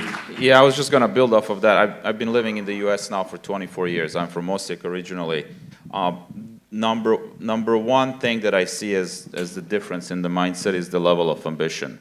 And the boldness of the audacity of the goals that folks there put for themselves. I was just with a 26-year-old the other day who raised $100 million. And he said, listen, energy is the problem. There's all this sun in the air. When we rotate, there's always half of the Earth that doesn't have sun. So I'm going to launch satellites with big mirrors, and you can direct the mirrors into that part of the world so I can charge solar panels during the night. And he's 26-year-old, and he went and raised $100 million, with the next round being $1 billion. But he's starting with, like, I'm changing the world, right? Sometimes we argue ourselves into not doing those things. That being said, I have 3 kids. The oldest one is 19, studying math. The second one is going to be studying physics, also starting college in the fall. The older one is doing internship in Croatia, in Orca, in Osijek. He's doing simulations. The level of ambition of that team is fantastic. We have the technical knowledge. We have the Ericssons of the world. We have the foundation and a lot of good stuff to build off of. So if we couple that with elevating a bit of the ambition, as simple as it sounds, it can actually open up a lot of new place for us. Thank you. And how are you helping your European clients? You said, number one growth story within BCG is kind of technological decoupling from the States. Did I understand that correctly? Yeah, listen, the biggest thing that we're seeing is where the executives get in trouble is not doing the homework on the technical aspects of the tech stack they're committing to. So you mentioned you're going all in with Google, right, as the tech stack. Essentially, the company then commits to the product pipeline of that vendor, right? They all have very different architectural philosophies of how they make money, and there are pros and cons of selecting them. And so if you go with AWS, the way you design agents needs to happen at an agent individually. That means when you're building them, credentialing, security happens at an individual level. You better have a lot of developers to do that. If you do it with Google, it happens at a master level. So you then better do a lot of homework up front with fewer people to design it perfectly, but then you're on a highway to put things into that environment. Those are silly, simple examples, but the executives need to know what are the constraints of the big technical commitments they're making, which then allows them to go in different directions. If they keep it too high level, they're at the mercy of the selling people from the various tech players. Stefano. Yeah, just for, I said that we have 10 years agreement with Google, not that we committed with Google to do everything. Just to be precise, because this is for UniCredit. If I may, just one thing, because we have students in the audience, and just I want to take my take, let's say, on this ambition speech that is absolutely correct. But this is not on the students. I mean, European students with ambition, we have it. They go abroad because we are not able to create the environment for them to realize the ambition. So I would not like that the students here it's on us. It's not on them. It's on the politician, it's on the companies to be able to create the environment. I speak for Italy because being Italian, I don't know I know the Croatian bureaucracy, but I can say in Italy, if you want to create a startup, goodbye. It's way easier that you go to America, or better, the America of a couple of years ago, you find a visa and you create your startup there way easier than doing in Italy. Well, an Italian guy did exactly that.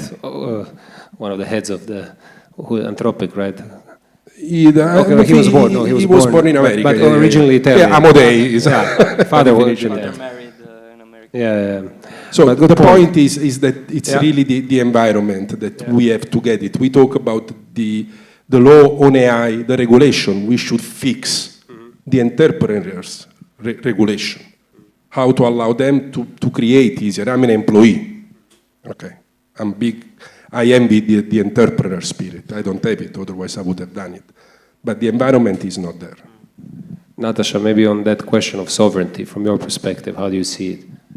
Yeah, it's actually a good question. I would say, speaking about only to connect to the previous discussion, I would say it is not critical, or it would be wrong for Europe to try to compete, to build something that it's built on Far West or Wild West or Wild East. It's actually, it will be crucial how we embrace all of this, what it's developed somewhere, and try to build on that, and actually to find a way how to monetize or how to put, how to use everything that it's developed. I agree that unfortunately ambition in Europe probably it is not so high, and that environment sometimes could be because of regulation, could be that regulation it's only our excuse. It is not in the level that in the Far or Wild East and Wild West it's present. But we have to change that. I agree with you, it is not on students, it's actually on us. Related to sovereignty, you're right, I mean talents, never ever somebody will start with that, so it's more than fair point. And investment, it's crucial. But from other side, I mean, economy depends more and more on data. And we have to find out how to be sure and how to build the secure environment, secure connectivity, meaning infrastructure, but the secure somehow way how to protect our data too.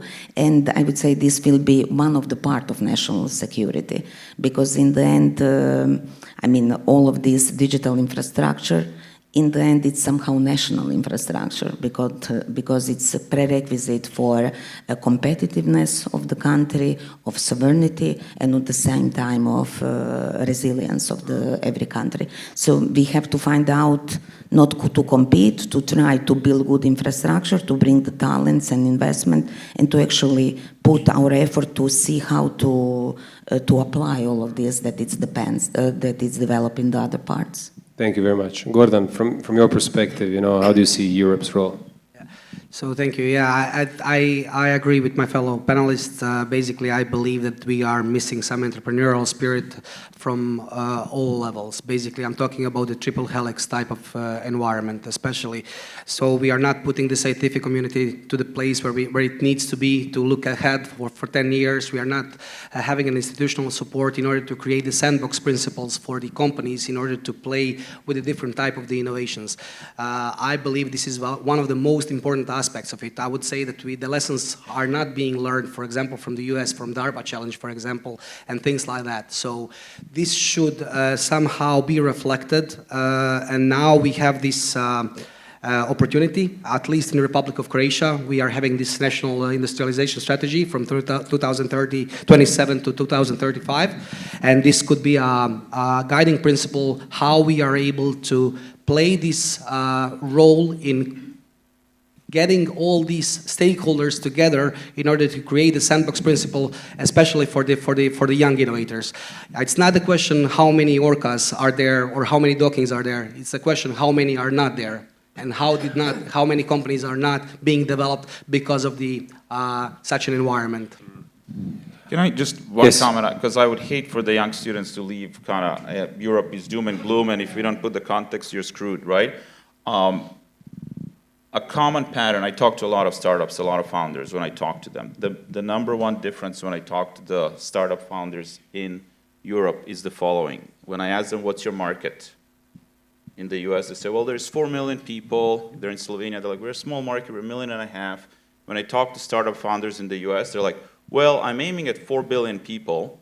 I'm like, well, US doesn't have 4 billion people. Yeah, I'm looking at everyone who has a cell phone in more developed. They're thinking of the world. They're thinking of a very different market size. And even just that little reset, especially for the students, like be bold, think through the big plays out there. There are constraints here, there are constraints elsewhere. We collectively can navigate you to the right ways to scale it up, but just be bold with the ambition of serving something that's bigger than just the local market you're in. But on a more positive note, I mean, Croatia is a small country. We don't only punch above our weight in football. even though it's so sad how the way we were kicked out of the World Cup. But we punch way above our weight also in this strong and vibrant entrepreneurial community. If you think about it, there's so many success stories, docking, I mean, I'm not going to name Orca, all these infobip. So this is an example that there are these companies that from day one started thinking globally, like you just said, Vlado.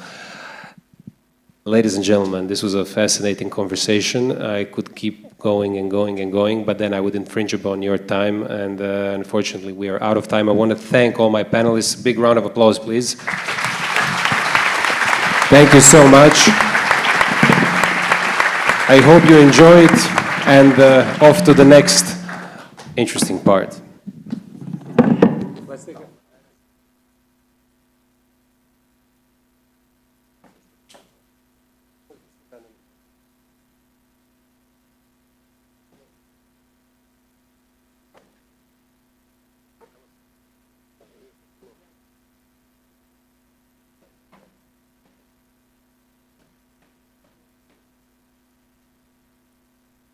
Okay. Thank you very much to all of our panelists for this engaging discussion. We will now have another short coffee break, but please return to Aula Magna by 12, when we will have the honor to welcome Professor Joel Mokyr, recipient of the 2025 Nobel Prize in Economic Science. Ladies and gentlemen, it is my great pleasure to introduce our second Nobel Laureate of the day, Professor Joel Mokyr, recipient of the 2025 Nobel Prize in Economic Science, is internationally recognized as one of the world's leading economic historians. His pioneering research has fundamentally shaped our understanding of how knowledge, innovation, and technological progress have driven long-term economic development. In his keynote, Origins of Sustainable Economic Growth, Professor Mokyr will explore the historical foundation of sustained economic prosperity and examine the conditions that enable innovation to flourish across generations. His insights provide a valuable perspective on today's technological transformation and the role artificial intelligence may play in shaping the next era of economic growth. Please join me in welcoming Nobel Laureate Professor Joel Mokyr.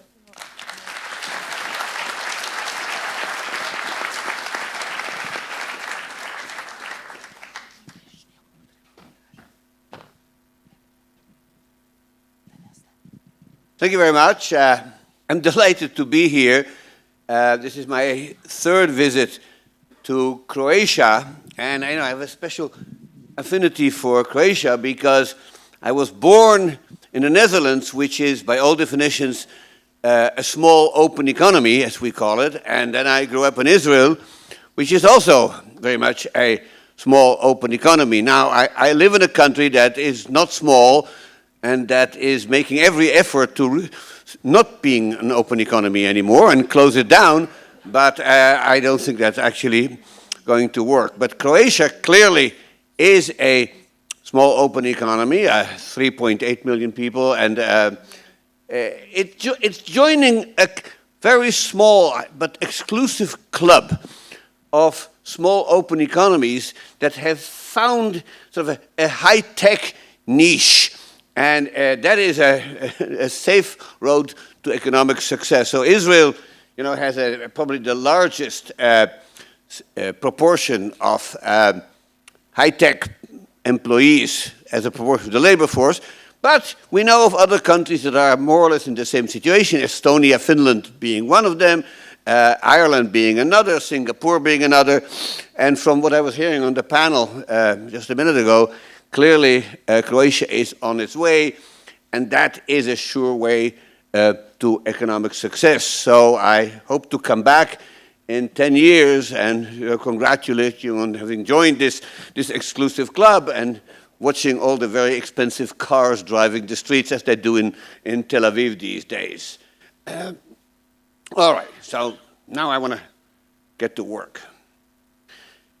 So is economic growth sustainable?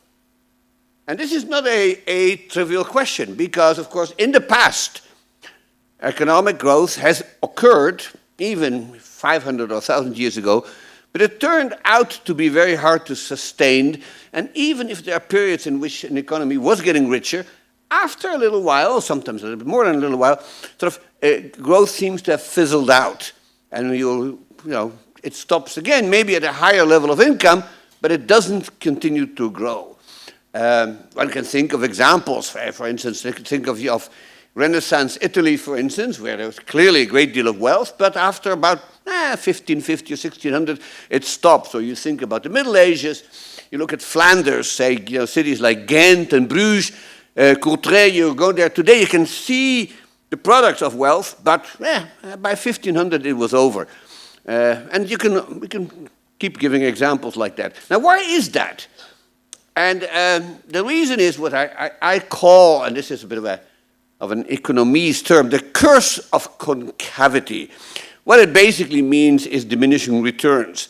And so you look at the various drivers of economic growth, okay? So the first thing we think about, certainly non-professional economists, think about growth is capital accumulation, right? So there's this sort of standard model that we all learn in Econ 1, in which we say, look, if you have workers and you have land that are more or less fixed, and then you keep adding capital, you will grow, but after a while the growth sort of levels out. And that is, of course, what we mean by concavity. So this is sort of the standard feature of the famous Solow model, but it is also true for other forms of economic growth. So, for instance, Adam Smith was talking about economic growth, and you read The Wealth of Nations, you see he has a concept of economic growth, but it's driven primarily by trade and by what we call today the gains from trade. So Adam Smith was a great believer in international trade, and he figured out that if two nations trade, both of them get richer, something that was later, of course, formalized by Ricardo and by a huge body of international trade today. And it's one of the proudest things that economists can show, saying, look, trade is good, not for both countries that participated in it. Certain politicians in the United States, this is above their pay grade, but certainly economists all know this for sure. But the problem with gains of trade is that it also suffers from the curse of concavity. So if you two nations that went trading before, now they start trading, they both get better off. So then they trade some more, and even some more and more and more, and eventually you can sort of see they reach a stage at which everything that can be traded is being traded, and further improvements in trade, like in communications or transportation, will not give you a great deal more income. Okay? That is concavity in a different form of economic growth. The third area where this happens is what I call Northian growth. This is named after my great mentor and model, Douglas North, who won the Nobel Prize in 1993. And basically, Doug spent his life or his career on talking about institutions. And he pointed out that a major source of economic growth is improved institutions. And if you make institutions better, okay, you will get some growth. So one example I give my students, but I could again pick many, is the liberation of the serfs in Russia in 1861, right? So until 1861, a large part of the labor force were tied to the land.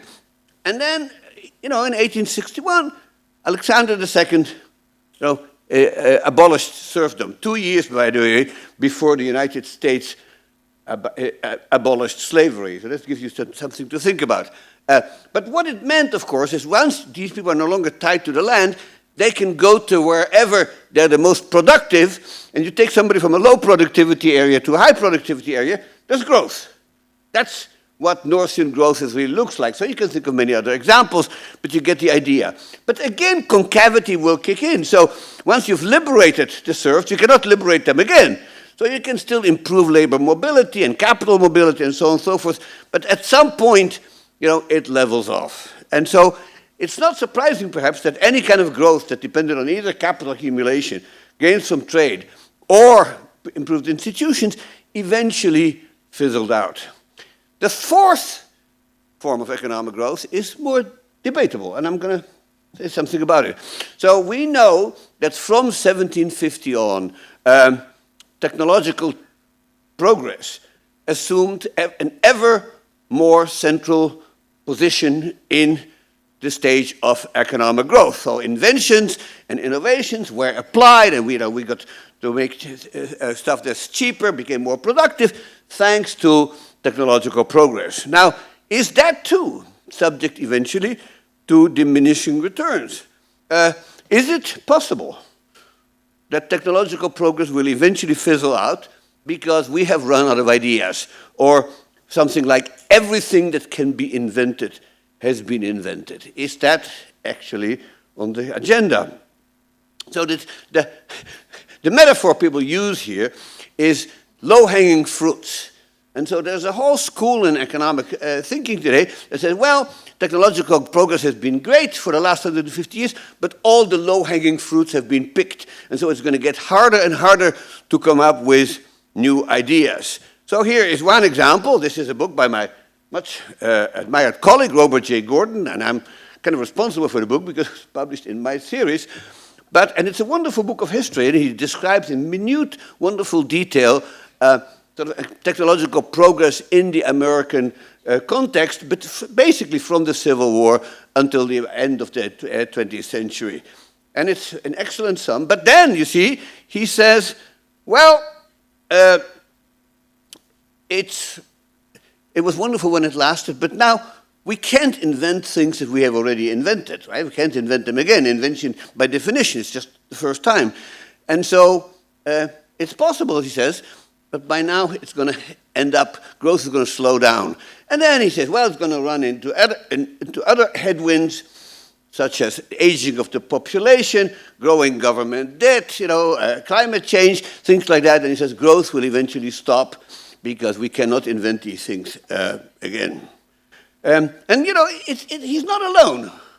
Here is a paper that made quite a bit of stir. This is published by now 6 years ago in the AER. And these are very respected economists, by the way. I know 3 of them quite personally. These are brilliant people. And basically, the paper finds that ideas are harder to find. So they're based on data. I'm not going to get into the dispute about them, if the data that they're using is appropriate or not. But it's a serious argument. It's not something that you wave away. Here is another piece of evidence. This is known as EUonAIR's law. So don't go and to look up into your Google to ask Mr. EUonAIR. He doesn't exist. EUonAIR is more written backward, right? So that's what, I don't know what, so it says the counterfactual of Moore's law. And this is about pharmaceuticals. And basically, what they're showing is that if you spend $1 billion on pharmaceutical research, how many approved new drugs are you getting? And the curve shows clearly that from 1950 on, the amount of new medications per dollar spent is coming down. It goes up and down a little bit. Now again, you could debate whether this is really due to people running out of ideas or something else, but clearly it is consistent with the notion that ideas, at least in this industry, are harder to find. So, they're saying the curve speaks for itself, you can all see it. Now, just to stick for a second to this metaphor of a tree, like the tree of knowledge in the book of Genesis, right? So it has these fruits, and people pick them, and then the low-hanging fruits are being picked, and so it gets harder and harder to get them. But what they're forgetting, of course, is that science creates taller and taller ladders, and so you can get higher and higher on the tree because you have taller and taller ladders. And you could even argue, and I don't want to beat the metaphor too much into the ground, but you could even argue that the best fruits are actually all the way high up in the tree because they're closer to the sun and so they're sweeter. That's as far as I go with this metaphor, but you get the idea, okay? And so I'm going to argue the opposite. I'm going to argue that I have a bottom line on the future of technological progress and innovation, and that's very simple. You ain't seen nothing yet, and the best is still to come. That's my bottom line. Now, how can I be sure? Well, it says in our Talmud, ever since our second temple was destroyed, the art of prophecy was given to the fools. That sounds good in Hebrew. A lot can go wrong, and I'm not saying that this is a prophecy. What I'm saying is something else. I'm saying that if the patterns of the past of economic history, which I'm going to talk about in a minute, hold up, then this will happen. But they may not hold up. There may all kinds of things can go wrong, and so it's a strictly ceteris paribus kind of argument. But if they hold up, then everything that drove technological progress in the past is going to be even faster in the future. And so here is the idea, and I'm going to give you a little bit of a sort of a framework of how to think about that, and then you'll see for yourself.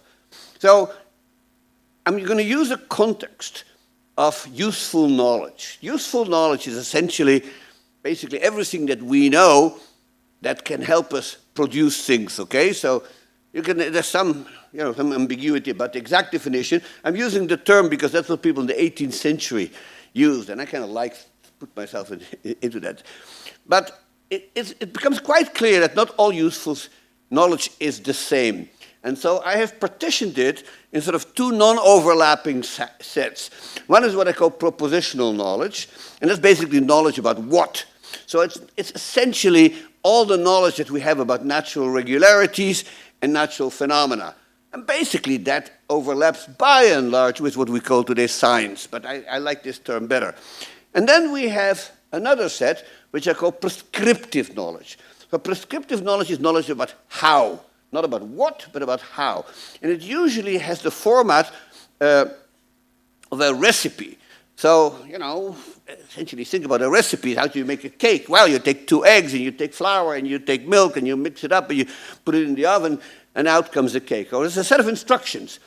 And basically, if there's a recipe to build a nuclear reactor, it's obviously much longer and more complicated. It has all kind of, conditional do loops in it, but it's a recipe, okay? And all production is as the form of recipes. And that essentially is what we think about as technology.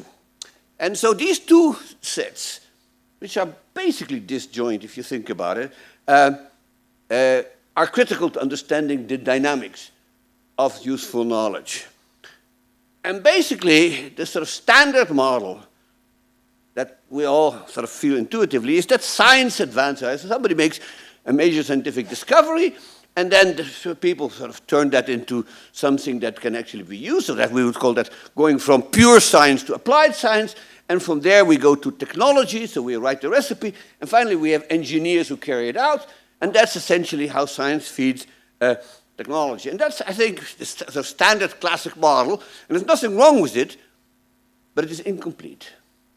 And it's incomplete. It was pointed out a generation ago now by some economic historians as well as historians of science.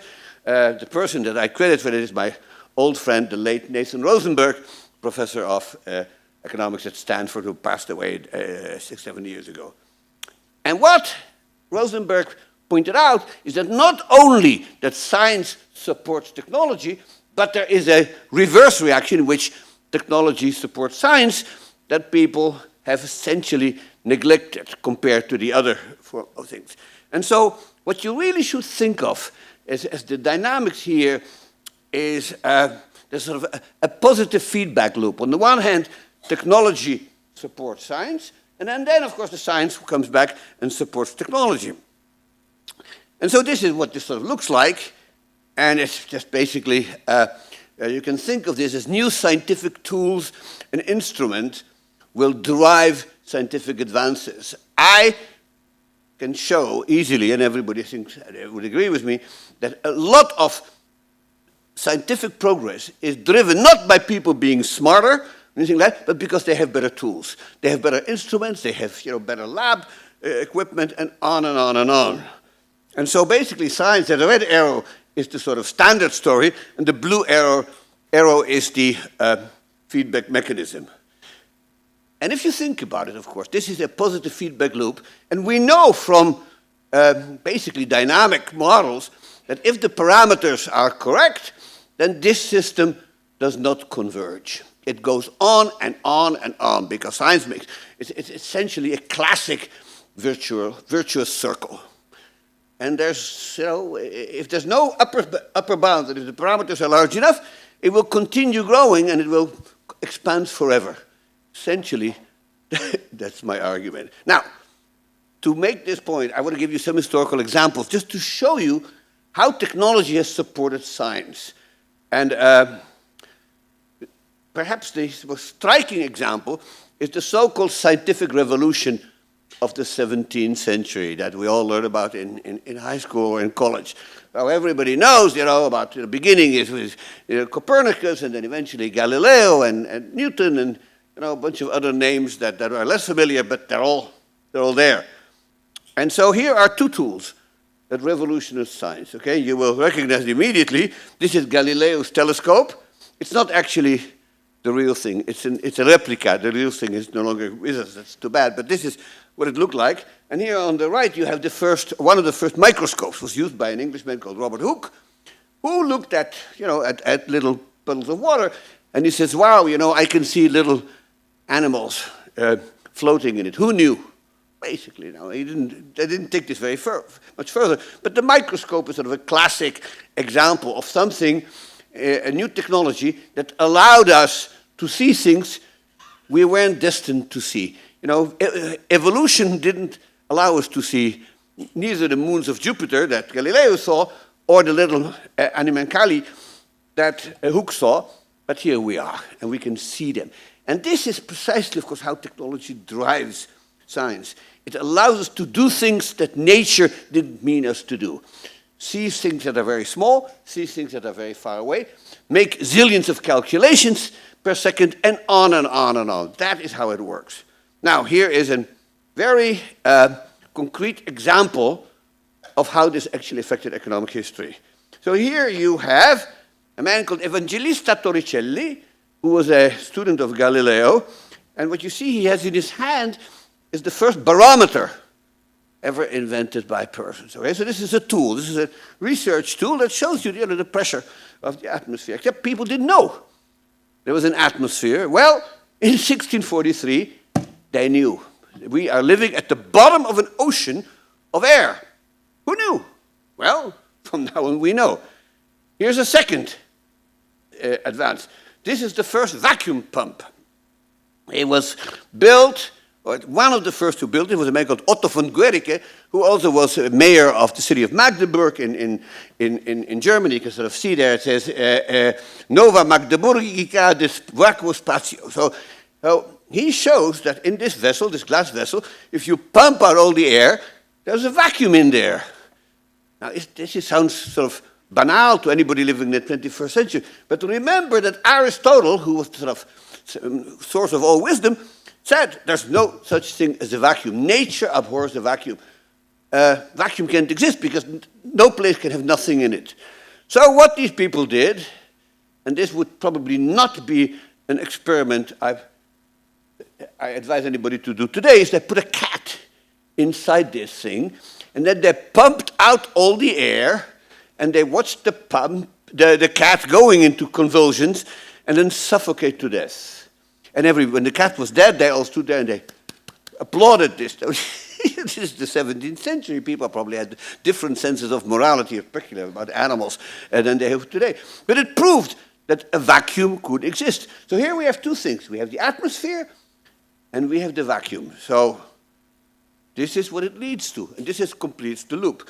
This, ladies and gentlemen, is the first model of a steam engine made by a French Huguenot called Denis Papin in 1707. It was 5 years before the actual first steam engine was installed in 1712, built by a man called Thomas Newcomen. And then steam is a thing. Steam power is a thing. You couldn't have it without knowing that there is an atmosphere that puts pressure on it and creating the vacuum that makes the piston go up and down. Now, it's a very primitive, noisy, incredibly inefficient machine, but it is the first time in which humans converted heat into power, controllable, right? So we know that these are equivalent forms of energy, but turning them from one into another is not trivial.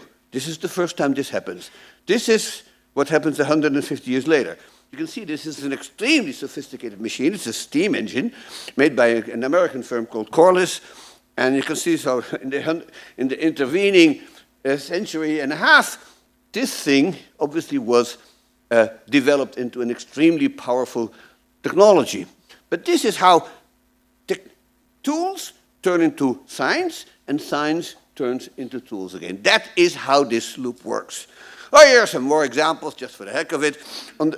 I just like these because both of the inventors are very famous people. On the left, you have a eudiometer, which is used to measure a change in the volume of gas mixture following some kind of change. It's critical to the emergence of chemical science. It was invented by a man called Joseph Priestley, one of my heroes, who also discovered oxygen, but also was a very important Enlightenment philosopher in 1772. 10 years later, you have the calorimeter, which measures the heat of chemical reactions or physical reactions. Basically, it was foundational to the work of Antoine Lavoisier, who essentially established modern chemistry as we know it today. What is interesting that the tool itself was built by Pierre-Simon Laplace, who became probably the greatest physicist of his age, but he worked in his youth as a research assistant to Lavoisier. So these are two tools that eventually help develop chemistry, and you can take it from there. Here is something less well known, but worth pointing out because of its huge economic implications. This is an improvement, not so much an invention of the microscope, but an improvement in microscope technology. And the person, the inventor here, was a man called Joseph Jackson Lister. There are his dates. He was the father of the more famous surgeon called Joseph Lister, who was very important in the history of medicine. Don't have time to talk about him. But what he did was he improved the microscope to create what's known as an achromatic microscope objective. This is in about 1830. And early microscopes suffered from chromatic and spherical aberrations, meaning you could see little bacteria in a drop of water, but you couldn't tell them apart. And so and of course, telling them apart is what you need if you're going to have something like bacteriology. So here you have Joseph Jackson Lister, and here you have his microscope. Well, it still needed some improvements, some tweaks, but 30 years later, you have something that allows you to see bacteria. And that's what this led to. This is probably, in my modest opinion, maybe the greatest welfare improvement scientific breakthrough in human history, because until the germ theory, people really didn't know what made them sick. So you have all these doctors curing people, but they have no clue why these people are sick. After 1880, we know.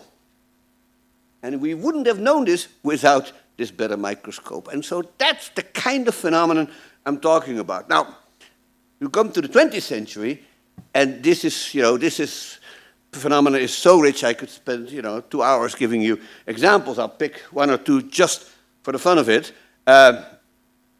One of the most important scientific techniques developed in the early 20th century is X-ray crystallography. And just using this tool has led to 20 or 21 Nobel Prizes of people who use this technique to come up with all kinds of stuff. The most famous of these, of course, these are the people who came up with it. This is Max von Laue, a German physicist, won the Nobel Prize in 1914 for this work. And then the tools that this led to were developed by this man. This is William Henry Bragg, who essentially took these theories and turned them into what was later known as the spectrometer. He's the only Nobel Prize winner to win it jointly with his 25-year-old son. Who knows what the future holds, but that's the only case. Now, here's the most famous use of this technique. And you will all recognize this picture. This, of course, is Rosalind Franklin's 1953 use of crystal spectroscopy to help discover the structure of DNA, for which two other men got the Nobel Prize in 1962, but she had died in 1958, or else one suspects that she would have been a co-winner. But this sort of stands as one of the landmark breakthroughs in science, needless to say, and yet without this technique, it wouldn't have happened. And so that's worth.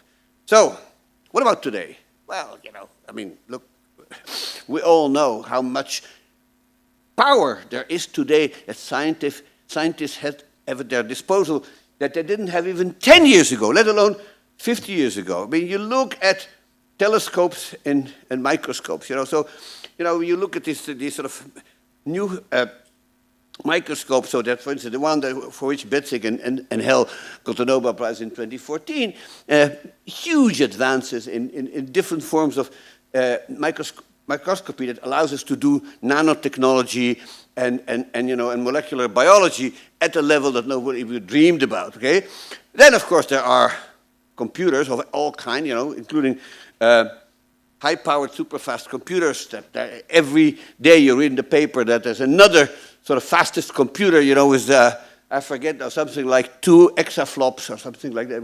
Exaflop is 10 to the 18th number of calculations per second. It's unimaginable. One tool that doesn't get enough credit, but actually turned out to be fundamental to scientific research in a host of applications is lasers. So lasers are being used in archaeology, in geology, in astronomy, on and on and on and on. And then, we have, of course, the new sort of molecular genetics tools, especially, of course, of this CRISPR genome editing, which got the Nobel Prize for Jennifer Doudna in 2020. Material sciences has been completely transformed in the last 20 years by the use of both lasers and soon enough AI. And then all kind of other techniques that are used in labs, like PCR, polymerase chain reaction, and in immunology, things like ELISA, which is, I'm not getting into the details of these techniques, but these are lab techniques that allow people to improve science, okay? And then, of course, there's AI. So is AI really the mother of all general-purpose research technologies? Well, ladies and gentlemen, whatever else AI will do to the world, it is clearly a fantastic research assistant. It is a research assistant that does not talk back to you, that does not disappear when they have midterm examinations, that doesn't get angry when you find a mistake, and it's available 24 hours a day, 7 days a week, and it gives you answers. It makes mistakes, but so do human research assistants. So here is a summary of how AI is the best research assistant in the world. Well, you can read this. It's the best research assistant ever devised because it can instantly analyze vast amounts of information. Its ability to automate tedious tasks. It never complains about it being boring. It synthesizes complex data, blah, blah, blah, blah, blah, blah, blah. This was written by ChatGPT in 20 seconds. And that sort of makes the point, I think. So it too, obviously AI has already won a Nobel Prize. Hopfield and Hinton won in 2024. I think there's more to come, but we shall see.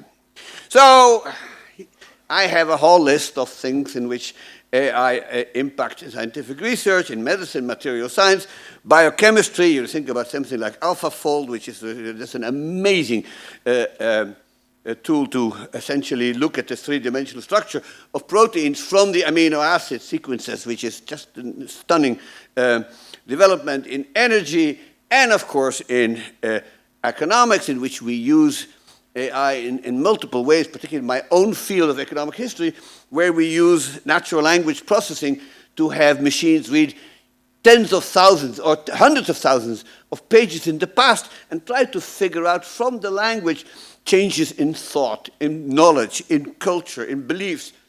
You can do things that are astonishing, and you're not really depending on the for example. But you have the data. We no longer extract the data, we build it using AI. This is an enormous revolution in my own field of economic history, but it's true in economics everywhere. So here is a graph that shows you papers that are cited from this huge bibliographical database that use AI in some form, or at least mention it that I've used it.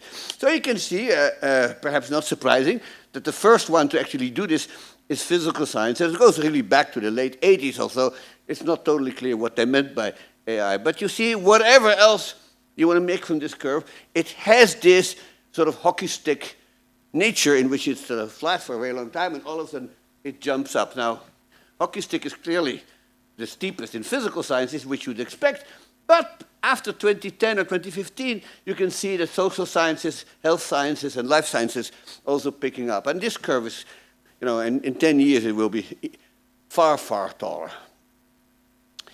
And so, in short, then, breakthroughs in science are due to better tools, and better tools will give us even better science, and so on and so forth. And so that will make the world, by all accounts, a better place. It will make people richer. So, what's on the horizon that we haven't done yet? So here are 2 or 3 things that used to be science fiction and now look like we will crack them in the next 10, 20 years, okay? One of them is nuclear fusion, which will revolutionize energy supply all over the world. Nuclear fusion, unlike nuclear fission, is essentially environmental neutral. The only side product is helium, which is completely inert, and we are short of anyway. We also know, unlike some other technologies, that are actually physically feasible because it's what the suns do, right? They convert hydrogen isotopes into helium, and that's what releases, as Einstein told us, a huge amount of energy. So it turns out it's an unbelievable technology that's just 10 years away, and people said, always will be. But I disagree.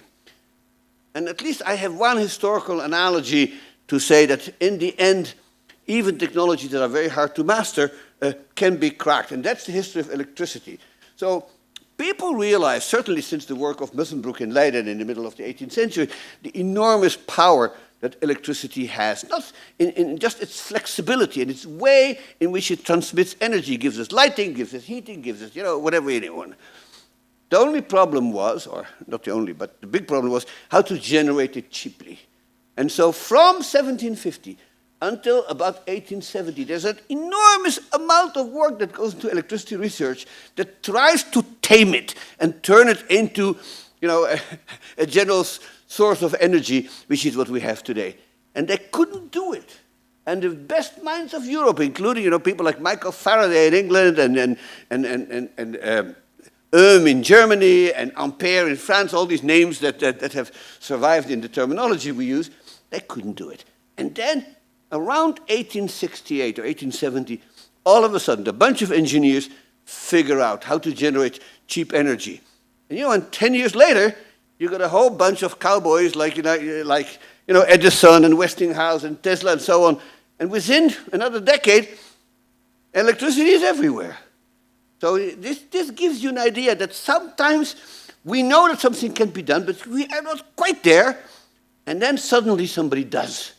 And bingo, it's done. And so I think that someday, not sure if this is 5 years from today or 25 years from today, we will crack the control of fusion. It's not simple. You're working with very high temperatures, and you're looking at a rather dangerous release of neutrons. But the problem really are materials that can handle that, and material science is the area in which there's the most progress today, maybe this side of AI. So I'm optimistic that fusion will be with us, and of course, once we have it, it will be the ultimate answer to the problems of global warming. Now here is something you may not have heard of, xenotherapeutics. This is on the horizon, and it's one of those fields of research in which funding is going to be fairly easy because we have a bunch of billionaires who are really interested in it. And so we know, basically, today, we didn't 20 years ago, but we know now why people age and why over time, our hair turns white and our teeth fall out, and this goes wrong and that goes wrong, and in the end, we all know what happens. Because there's basically DNA damage accumulation. It's a molecular deterioration process, and now we have something, and I'm not going to get too much into the detail here, but essentially there is senescence of what's known as secretory phenotype. Basically, cells are programmed to not fully reproduce themselves correctly, and so you get more and more of accumulated error terms, and though the body doesn't work very well. So it can happen anywhere. It can happen in your joints, in your mind, but this is what happens. We know now. And so the trick is, of course, to reverse this process. These are known as senolytic drugs. And they clear the senescent cells. And they've done a fair amount of work on animals, of course, not yet on people. And they work. In mice, it has been shown already to show health span. So, you know, I don't want to sound too much like a scientific, but it is not impossible that life expectancy, which reaches today something, you know, in most industrialized countries, something like 85, somewhat higher for women than for men, but way above 80 now in most civilized countries. And so it's not impossible that within 30 or 40 years, this will double. Now, people, I tell my students this, you know, and they all look at me and they think I'm crazy. So I tell them, look, you may want to keep something in mind. 150 years ago, life expectancy, even in the richest areas, was about 40. It doubled since to over 80. Why do you think that it can double again? If you told somebody, you know, at the age of Malthus, hey, life expectancy is going to go to 82, he would laugh at you. He said, how could this be? Well, he couldn't have known what we know now today. So I think this is possible. If this happens, ladies and gentlemen, it will be an economic and social revolution of absolutely staggering proportions, right? I mean, think of it. People living to be 130, 140. This is going to, not necessarily just good news. Of course, everybody wants to live longer. And certainly people like Elon Musk and Mark Zuckerberg will fund this because they're obsessed with living longer. So money for this research will be there. The science is coming on. It's within reach. Give it another 10 or 15 years, we may be living in a very different world. God knows what this will do to pension plans, you know, so you better got to think about that. But it is feasible. And then, of course, there is this major revolution in molecular biology and medicine, and I think the consensus is, also, this is not my expertise, is that the great breakthrough is mRNA technology. mRNA technology, which we are already used to of course, to create the COVID vaccine, is a radical breakthrough. Because as, you know, probably most of you know, it really changes the logic of therapeutic medicine. Instead of, you know, administering a protein from outside into your body by pills or by injection or something, we no longer do that. We give instructions to the body to produce its own cells that we want it to produce. And so we can really program the human body to produce exactly the kind of molecules that we need to fight disease. And so that on the horizon, and not that far away, I think, is a tool to vanquish cancers, diabetes, obesity, the great plagues of the modern age. And again, there is a historical precedent. We went through a major revolution in medicine after 1945 with the introduction of antibiotics. And so we've been there before. Doesn't mean necessarily that we'll go there again, but at least if there is enough research, this is a problem that is on the horizon, and 10, 15 years in high probability that this will revolutionize. So this is a very optimistic picture I'm painting for you. And yet, the big question is, what can possibly go wrong? And so one concern is institutions. So I'm coming back to the work of my dear friend, Douglas North. There he is. You can see he's worried. If you look at the picture, I mean, Doug, I mean, look, what can go wrong? And the truth is that institutions, basically as forms of human organization, political, business, education, whatever, are far less open to improvement than technology. Doug, in one of the conversations we had, once said to me, Joel, he said, there's a reason why we in economic history talk about technological progress, but institutional change. So progress involves a trend going up. Change could be going down, could be going up, could be moving in cycles. He was not at all sanguine about the fact that the institutions that he saw toward the end of his life, which is, a decade ago, that they were better than they used to be at the time of Julius Caesar. And that was long before Trump was president. So let me say something about what institutional environment supports innovation, and then give you a little bit of optimism and a little bit of pessimism, okay? To my way of thinking, there are 4 elements that are fundamental to an ecosystem that supports innovation. The first is incentives. Of course, I'm an economist, so what's the first I think about is incentives. Now, the incentive system for the creation of useful knowledge has always been problematic, because knowledge is a good in the sense that it is useful and it is costly to produce, but it doesn't meet many of the conditions that make it a market and it works. So it's sort of the mother of all market failures, if you want. And so incentivizing people to actually spend time and effort understanding nature better and then using that knowledge to invent things isn't obvious. Even today, we know, and this is basically a consensus, that any kind of advance in science and technology, the vast bulk of the social surplus doesn't go to the person who came up with it, but it goes to consumers, it goes to workers, it goes to other places. The people, Bill Nordhaus calculated a classic paper in 2004, 98% of all social surpluses produced by innovation actually is lost to the inventor and spread to society at large. And that's, of course, a classic case of social rate of return diverging from the private rate of return, meaning market failure, meaning underproduction. And so incentivizing production of useful knowledge is, of course, critical. The second thing is you need a free market for ideas.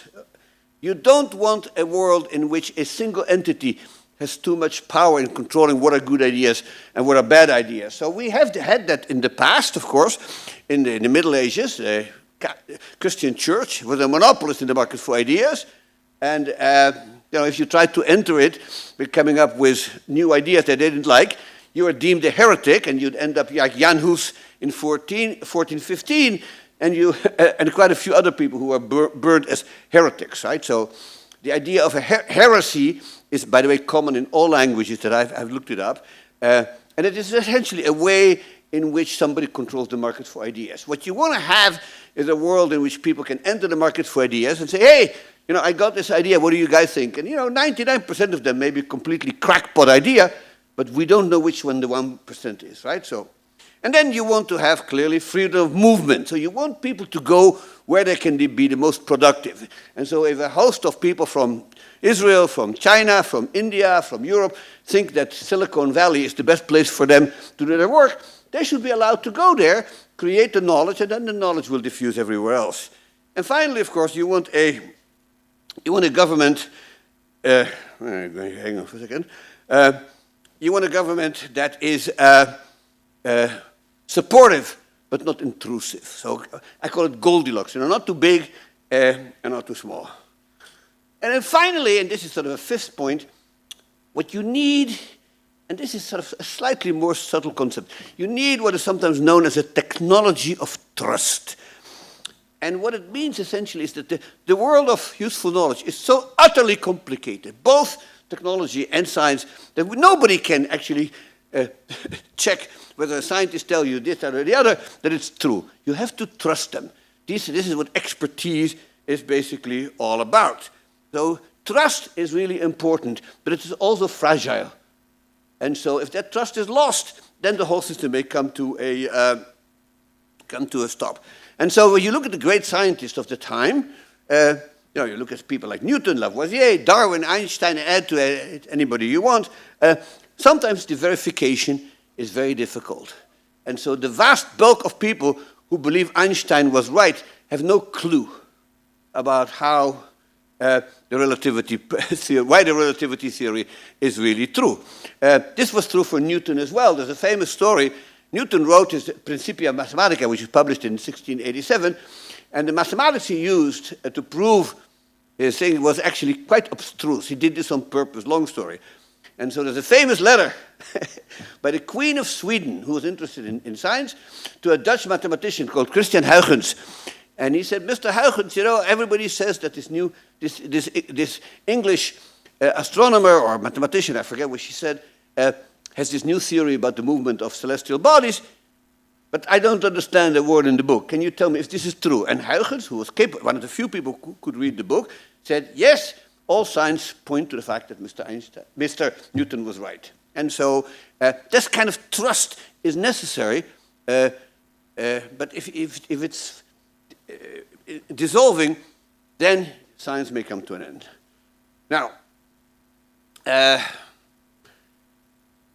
basically, these conditions, the 5 conditions that I mentioned, and this is what my book that's just been translated into 5 years ago, was translated into Croatian, points out, is that these conditions hold more and more in Europe between, roughly speaking, the invention of the printing press, which is 1450, and about the beginning of the Industrial Revolution of 1750. Okay? And this is the main force that creates original people coming up with all kinds of innovations. Some of them in useful knowledge, and some of them in other areas. So we get Spinoza and Hume and Descartes, if you want, in philosophy, and you get Adam Smith, you get James Watt, you know, Lavoisier and Euler, and even Beethoven would fall into that category also. It's not particularly.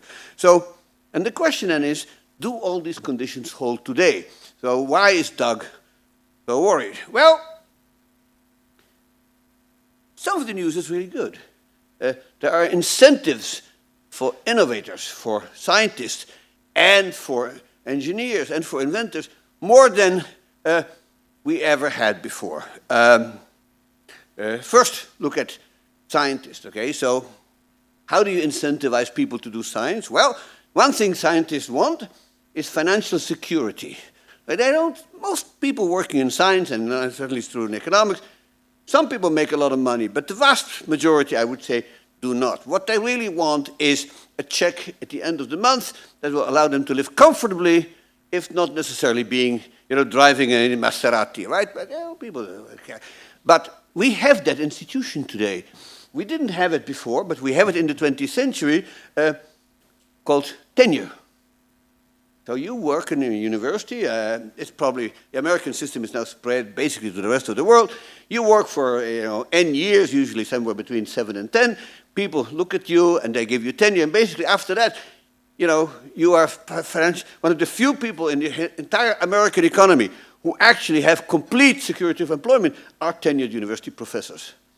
And so the incentives is very strong. Beyond that, of course, you want more than just tenure, there's a whole pyramid of prizes, awards, medals, membership in learned societies, and on and on. Most of these are recent. Okay, the Nobel Prize was only established in 1901, the Fields Medal in 1936, the Balzan Prize in 1961, and so on and so forth. So in the 20th century, basically we have recognized that if you want people to work hard and come up with new knowledge, you have to give them something at the end of the tunnel. And that's what we did. And it works. And, you know, I was just listening to John this morning, and, you know, he's a living example of this. So there you go. And, of course, what about propositional knowledge? And here, and maybe I should just be very brief about this, but the West came up with this fantastic institutional innovation that we all know and love, but many people know its history. It's the patent system. So the patent system is, in a way, it's a compromise. So on the one hand, we don't want anybody to have a monopoly forever because we don't like monopoly, and economics teaches us that monopolies are bad, they distort allocation of resources. But on the other hand, you want to incentivize people to come up with inventions. So we found a compromise. We give them a monopoly right for a finite amount of time, typically 14 or 15 years, during which they can exploit the rents, and after that, it's gone. And that seems to have worked. It's interesting, by the way, no other civilization came up with this idea. For the Chinese, intellectual property rights until 20 years ago were basically unthinkable. And you do not find it in Islamic civilization, in the Ottoman Empire. You do not find it in Africa. You don't find it anywhere. This is a pure European invention or institutional innovation that really, I think, is behind this sort of massive growth in technology after the middle of the 18th century. Now, the patent system was first passed in England in 1624. There are precedents earlier in the late 15th century, but it is telling, by the way, that when you have two major political revolutions in the late 18th century, in which a bunch of people were going to make institutions more effective and more friendly to innovation, they both passed patent laws within a year of the revolution. We're talking about the American Revolution that ended in 1783 and the French Revolution that began in 1789. So the last decades of the 19th century, both of those countries instituted patent laws almost immediately after they overthrew the sort of Ancien regime. And from there, in the 19th century, it's spreading to almost every country in Europe, with a few exceptions, because everybody realized that this is an incentive to innovation. And this is surely pointed out by great thinkers, including, of course, Adam Smith. You can find this if you look it up into his, one of his first publications, his lectures on jurisprudence. There's a wonderful little section there about how the patent system encourages innovation. And so, of course, today, too, we reward inventors. Here's a whole list of people who made a fortune. And, you know, not all of them make a lot of money. In fact, probably, these people are probably exceptional in one form or another. But everybody who's starting off, every 20-year-old, you know, STEM student in college who thinks about innovation thinks, I may end up like Steve Wozniak or like Larry Page or, you know, like Elon Musk, God help him. So, you know, that is, I think, a way to think about it. And this is basically how, you know, science and innovation works, okay? The top, I don't know what, 5%, 10% win all these prizes. The rest of them do very hard work, but may not get anything. And they may die disappointed, which is a cost. But their knowledge is made available to society. And that essentially closes the gap between the optimal amount of research and the actual amount of research that we have. Now, here's one more thing that we have today that clearly was working in the 17th and 18th century, and that's competition between nations. And so, you know, it's totally clear that in the Europe of the 17th and 18th century, which was very fragmented into little stages, particularly, of course, Italy and Germany, but then there were England and France and the Low Countries and so on. And these nations were competing with one another. And that, of course, gives them the drive to continue to innovate or to look at what other people are doing and imitate it. So there's a famous image of Tsar Piotr the Great, you know, traveling to the Netherlands to see how the sort of technological leader of the time were building ships and how they were brewing beer and how they were doing this and how they were doing that.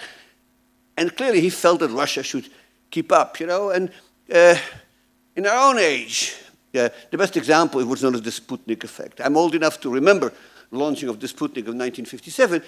And it turns out that this gave a major shock to the American establishment in the sense that, you know, the Eisenhower administration realized that the Soviets were actually threatening to get ahead of them. And this really scared them. So they pumped enormous amount of resources into universities and research institutions and so on. And the results are known.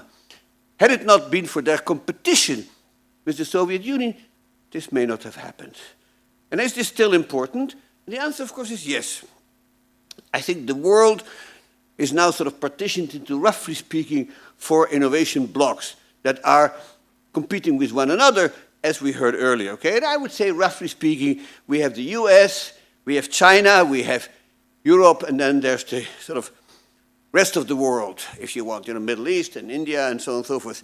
And so that competition by itself is a good thing, I think, because it means that even, you know, retrograde populist governments that don't actually like research very much, and there are such governments, will be constrained in how far they can go before they cause irreparable harm to economic performance. And so I think particularly what is happening in the United States today, where there is a government that is distinctly, opposed to science and hostile to intellectual elites in universities and research institutions, but they are constrained because they must at some point realize that if they continue to do that, China is going to pull ahead.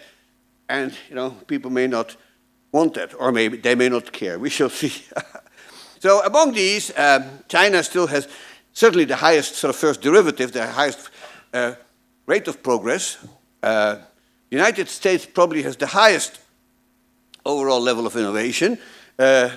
Europe is still quite high, despite the fact that we heard that Europe lacks in ambition. I think that is probably on average true, although when I was in Estonia, I didn't see much of that. They were very ambitious.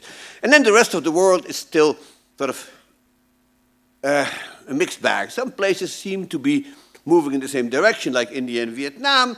Other areas such as Africa and say Pakistan, places like that, are still not doing very well. Israel being, of course, a noted exception, as I said. And finally, we may ask, are the political institutions appropriate? And is democracy important? That question comes up all the time in the case of China. Nobody would confuse China with a democracy, who's putting it mildly. Okay? There's no democratic tradition, there is no democratic culture. They seem to be happy with living in an autocratic state. Not everybody, but most of the population. And the question is democracy necessary to generate innovation?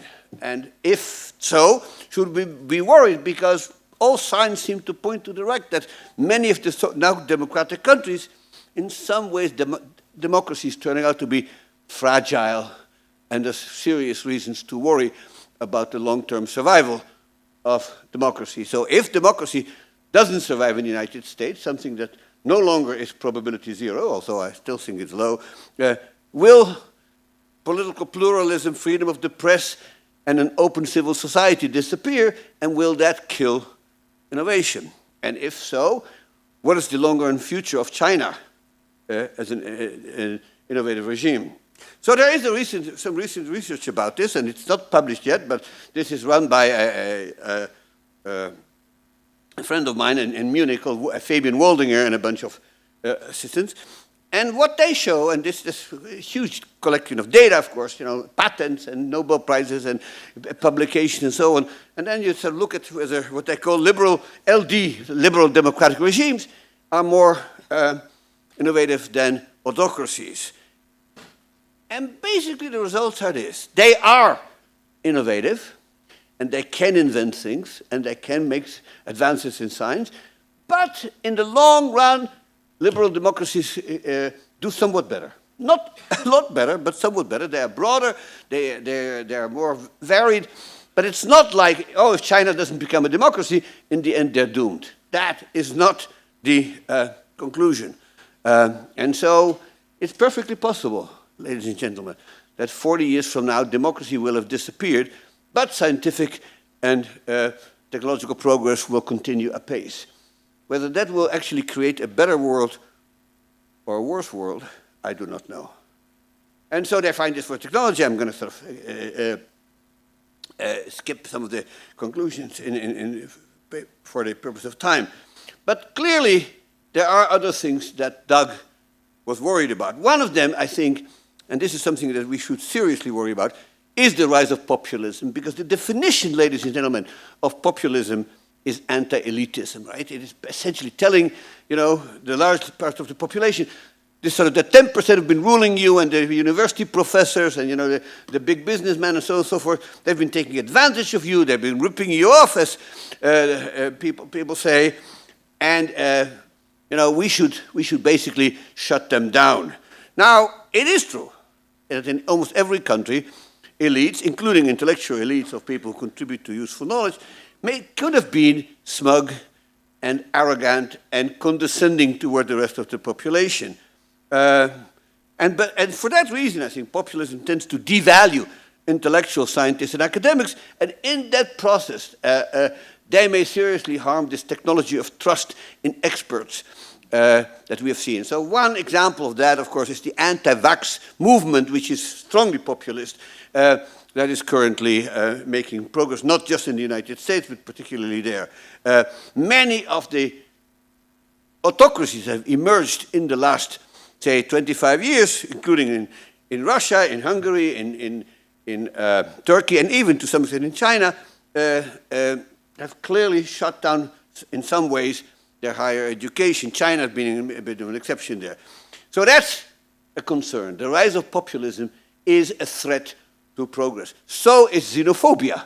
So immigration policies have become extremely controversial, and right now in most countries that I know of, there's a strong movement to limit immigration, even by people who used to support it in the past.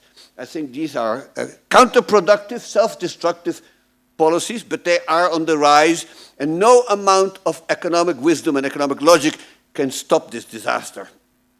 Now, these anti-immigrant movements, as economic research shows unambiguously, is they are not based on economic interest whatsoever. Economic data show that immigration, almost without exception, raises the living standards and the conditions of people who are already there, the native-born people. Immigration is good for them, particularly, of course, in a world with very low birth rates. And so immigration is based on intolerance, misinformation, prejudice, and racism. There's nothing good about anti-immigrant policies, but they are with us. And if they become dominant, we will see major changes in innovation, because the best and the brightest people that have been coming to American graduate programs, have been coming to Silicon Valley and to Boston and places, they will no longer be coming. And that is going to slow down things in general. All right, well, I think I'm starting to run out of time. So let me go to my conclusions, and then if there's any questions, and I hope somebody's irritated, or else I missed my target, okay? I think there is no place for unbridled optimism about the future of Western industrialized countries. And here is a quote I have used for years. I love this quote. It's about to celebrate its 100th anniversary, because The Future of an Illusion was published by Freud in 1927. And here's what he says. While mankind has made continual advances in its control over nature, and may be expected to make still greater ones, it is not possible to establish with certainty that a similar advance has been made in the management of human affairs. Basically, that is precisely what Doug North said to me 15 years ago. This is sort of the understatement of the century. I think it's maybe telling that it was written a century ago. And so, to go back to Bob Gordon's book, so Bob talked about headwinds. And he talked about the national debt, or the aging of the population, and a slowdown of technological change. And my answer to Bob is this, ladies and gentlemen. None of these are the real headwinds that society is facing. This is the real problem that we are facing.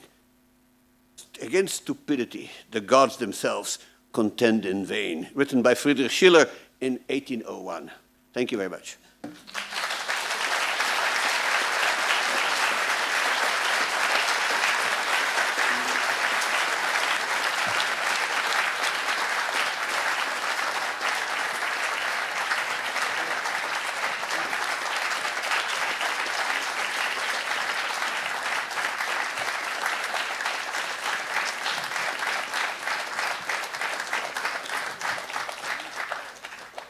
Thank you for this wonderful lecture. We have some time for Q&A.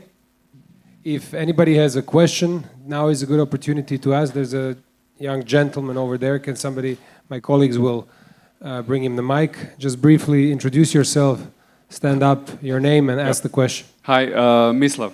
Thank you for the wonderful talk. Tell me, do you have an opinion regarding university systems? Are there, yes, are there... I attended it, I've also been working at universities. I've been working at universities for, this is my 52nd year at Northwestern, so I have some experience. But I also have studied the history of universities. And you know, they go all the way back to the 11th century in Europe and so on and so forth. No, don't worry. that only happened to Joe Biden. But now here's the thing.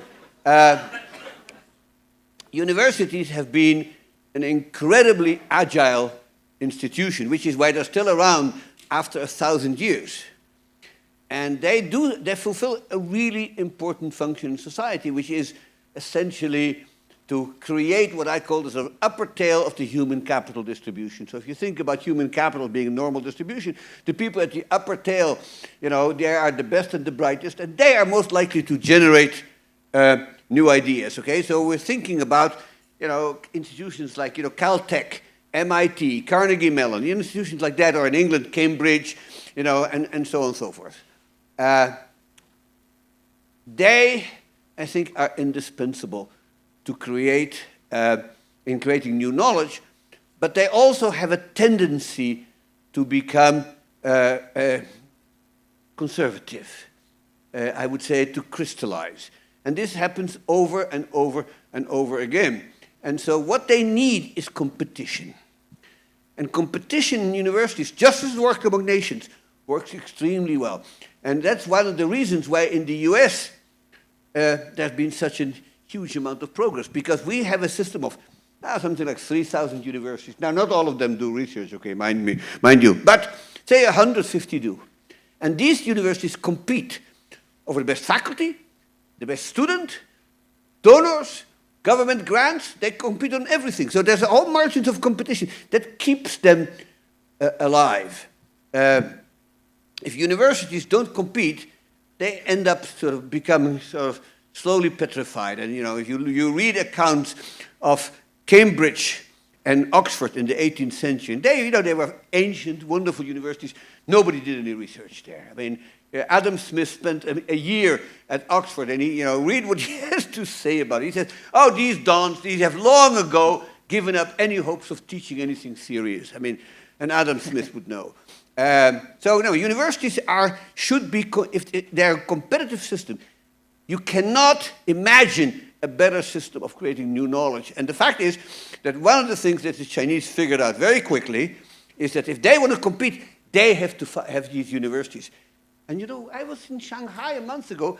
I was told there's 50 technical universities in Shanghai. I didn't count, I didn't check these numbers, but that's what I was told. And they're putting them up everywhere, in Shenzhen, in Beijing, wherever you go. Universities, students go to university, and they compete with one another. Maybe not quite at the level that Princeton and Yale are competing, but still.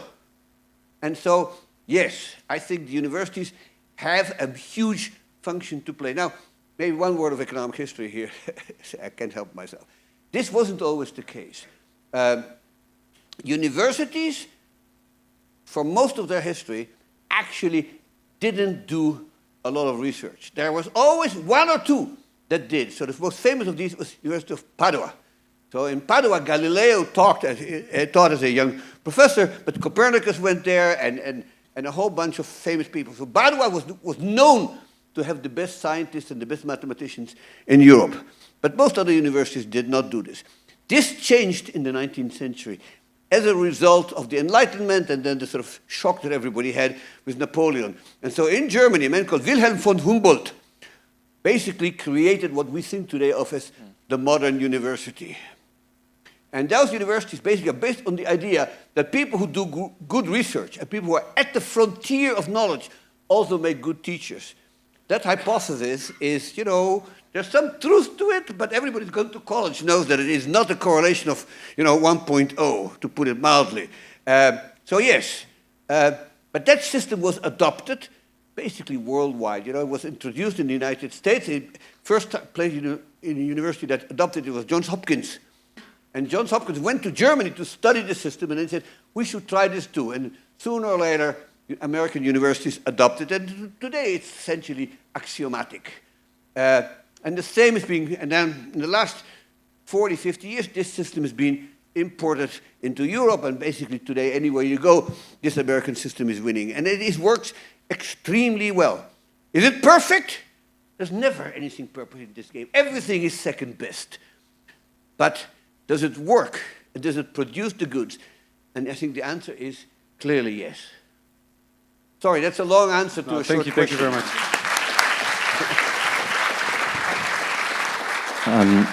There was a question over there. Yeah, Professor. I have one question. Thank you for your superb lecture. I'm Christian Kotarski from Faculty of Political Science in the University of Zagreb. Very short question. In his seminal book, Josef Schumpeter wrote about intellectuals as a class in the book Capitalism, Socialism, and Democracy. So basically today you identified some obstacles to progress and economic growth. He clearly saw this obstacle, potential obstacle, in the class of intellectuals who are increasingly detached from production and maybe too much trapped in the world of ideas. So how do you contend with his view and this thesis that the demise of capitalism may be found in the intellectual class? Thank you. Well, you know, since you cited capitalism, socialism, and democracy, you remember some of the first page. He says, he asked, can capitalism survive, question mark? And the answer is no, I don't think it can. He's pessimistic about the future of capitalism. Now, mind you, I haven't mentioned the word capitalism in my lecture, and I almost never use it in my classes. I never use it in writing. Let me not expand on it, on that, right? Just, that's a fact. But what I think he was talking about, and you know, there was a truth to that, is that large firms, successful corporations, eventually become bureaucratized, and they become conservative, and they become, you know, slow to respond and so on. And we see this in economic history. You know, there were firms that used to be at the very frontier of technology, and then eventually they faded away because they couldn't keep up. You know, anybody here remembers Kodak? Yes, Kodak was once at the frontier of photography. They're not there anymore. Anybody remembers Xerox Corporation? I mean, but here is the thing. I think that's where Schumpeter sort of failed to see some of the dynamic aspects of capitalism that actually were identified by Philippe Aghion and Peter Howard, who were my co-winners this year. And what Philippe and Peter argued is, yes, in fact, firms, like people, eventually become bureaucratized. But as long as there are fairly low barriers to entry, new firms come into the story, and they bring in fresh blood and energy and ambition and greed and hunger and all these things that we need firms to have. And then they eventually push out the old firms. So some firms have the capability of rejuvenating themselves. IBM may be a good example of that. But most, if you think about even the high-tech industry, you know, who had ever heard of NVIDIA 10 years ago, right? Here they are, Anthropic, you know. Only the gamers. Those who were playing video games, they knew about NVIDIA. Okay, well, whatever. But a small subset. Clearly, they weren't what they are today. Absolutely. So new firms are entering industries, they're pushing out the old, and that is sort of dynamic that Schumpeter was missing. Now, is it possible? Will this continue forever? That depends, of course, on how difficult is it to enter industries in which are sort of slowing down. And that depends on capital markets. Is there enough venture capital available? Is there government support? To what extent are these monopolies based on network externalities? There's all kinds of economic factors that play a game there. But so far, I have seen no evidence that capitalism is about to disappear. And in fact, I think most economists, if you push them to the wall, they don't like the term. I mean, I'm not the only one. Historians like to talk about capitalism, usually in negative terms. If you ask economists, they will tell you basically some kind of story that I told you now, that competition, and not just competition, but what Will Bomo called contestability. So you may be a monopolist in an industry, but somebody else could contest you and threaten to enter. So you have to innovate, or else these guys will come in and push you out. And in many cases, they actually do. So, you know, I think I'm a great admirer of Schumpeter, but just as I said about myself, you know, he predicted this, and ever since our second temple, etc. Okay, so he predicted this. He wasn't sure. He said, I don't think it can. And then he said, yeah, well, if they keep rejuvenating themselves, they may survive. So he wasn't sure.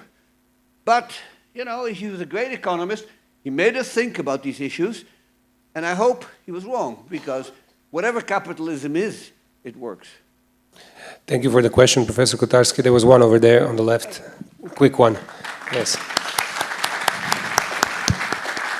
So thank you again for this very interesting presentation. I'm Dejan Glavas, professor of finance at ESCA.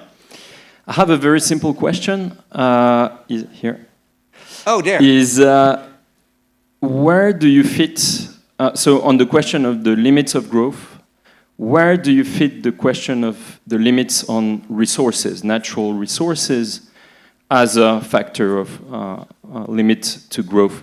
Because that may be, so technological change may be a solution to limits of growth, to limits on natural resources, but still, right, we didn't mention in the presentation the question of natural resources. We can take just to finish, take the example of rare earths, for example, which is a clear limit, right? I get it. I get it. And I must say, and this is some of the idiosyncratic position I have here, but I have never seen any evidence that natural resources were any kind of constraint. Natural resources available to us are a function of what we know. Knowledge releases new resources. You know, think about the example I gave you. Okay, so we have limited amounts of hydrocarbons on this planet. Right? We've got so much oil in the ground, so much coal in the ground, you know, so much natural gas and so on. So it's a finite number. We don't know what it is, and we hope we don't use it all. But the point is, the total amount of energy resources can change if we come through with nuclear fusion. Okay, so there's no longer a limit. So it is true about any kind of material. So there are some rare earths that are hard to find, and we may have find to solve that problem. But basically, the total amount of accessible resources are a function of how much we know. And the less we know, the fewer resources we have. So here's an example that I like a lot, and I've written about. So people always say that Britain was the economic leader in Europe in the 18th and 19th century because they had coal. So this is known as the carbonocentric interpretation of the Industrial Revolution, against which I've written. And I point out in my classes, in my writing, that coal was there when Julius Caesar arrived in England. Same amount of coal was there when Julius Caesar arrived, and there was in 1750. He didn't use it. Why? Because he couldn't find it, and if he could find it, he couldn't get it out of the ground, and if he couldn't get it out of the ground, he couldn't use it in almost any industrial process, because the Romans didn't know how to do it. You know, what happened was that in the 17th and 18th century, the amount of knowledge that allowed people to use coal expanded the resources, and they, all of a sudden they had this resource. There's still a lot of coal in Britain, but there are no more coal-fired electrical generating plants. Everything is natural gas, because people then eventually learned how to use natural gas. And now it's probably going to switch to wind power, to solar power, maybe nuclear, maybe geothermal, and hopefully one day fusion. And that's how it's going to be. I cannot see anywhere on this planet a resource that is finite enough to not be amenable to further useful knowledge, that we can exploit it, we can use it more efficiently, and if we, God forbid, ever run out of something, we'll find a substitute. That's how technology works. There's one resource, since you asked, there's one resource that I'm worried about, and that's climate. Because it's not really a resource, right? It's something we're doing to our atmosphere. Now, you can say our atmosphere is a resource or something like that. We're not using it up. We're changing it. And that's a concern. And at that point, I would say this. What we need is not less technological change. We need more technological change, because it is only better and more sophisticated technology that allows us to cope. And we can all think of different ways in which we cope with the climate crisis by new technology, all the way from, say, renewable energy to carbon capture, which is now feasible but fiendishly expensive, so we can't do it yet, but who knows. As people talk about geoengineering, not sure I'm a big fan, but who knows? But otherwise, coping with climate change will require more technology in adapting to a new environment, which you're already living in case you hadn't noticed. But also, of course, stopping the process by which we create more and more greenhouse gases by coming up with clever ideas that stop it. And we're doing that. I mean, you think about the price of solar panels, how it's come down like a rocket in the last 15 years. Think about the number of geothermal plants that have been opening all over. And think about wind power. I mean, we currently have an administration in the US that doesn't like wind power for reasons that if you knew them, you'd be flabbergasted. But they're stopping wind power in the United States, but it will come back. And Europeans, you see windmills everywhere. And they're getting better. They're getting more thermodynamically designed. They're getting more efficient. But the main thing, ladies and gentlemen, about dealing with that resource problem is that it will be expensive. No matter what we do, we're going to have to invest huge amounts in new technologies, in most of them of an infrastructural nature. Where will these resources come from? Well, the only answer can be from economic growth. We create more resources. Instead of using them on brown technologies, building, these monstrous SUVs that Americans like to drive in, we should think about green technologies.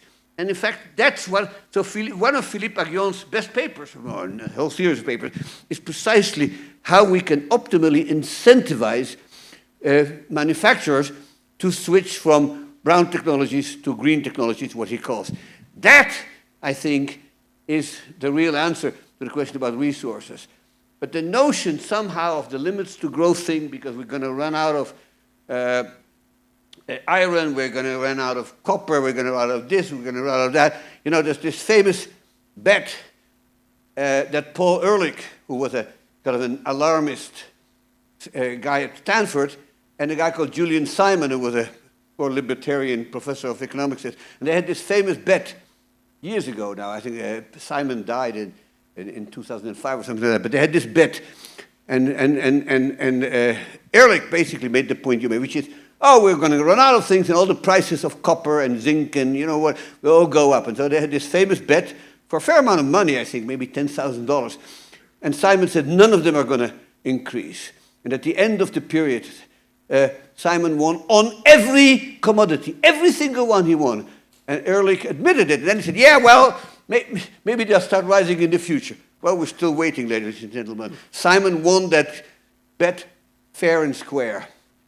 And I think the reason he won is because Ehrlich couldn't envisage the technological advances that increase the productivity of these resources, as well as our capability of substituting away from resources that go up in price into substitutes that do roughly the same thing and are cheaper. And of course, once the price of these resources goes up, it incentivizes people to spend resources on research to figure out how to find substitutes. That's basically that's how capitalism works. If it does anything, it does that. So I must say, I don't lose sleep over resources. The other thing worth keeping in mind is that one of the sources of pressure on resources is population growth. Well, ladies and gentlemen, the latest predictions about population growth, which is where we can make predictions, demography is where we can make, is that the population of the world is going to stop growing somewhere between 2040 and 2050, and that by the end of the 21st century, we may be down from 8.3 billion, which is where we are now, to maybe 6 billion. The population is declining, and it will continue to decline as far as anybody knows. That too, of course, will reduce the pressure on resources. But I think that's second order. The first order thing is essentially innovation. And with that, thank you very much, Professor Mokyr. Thank you.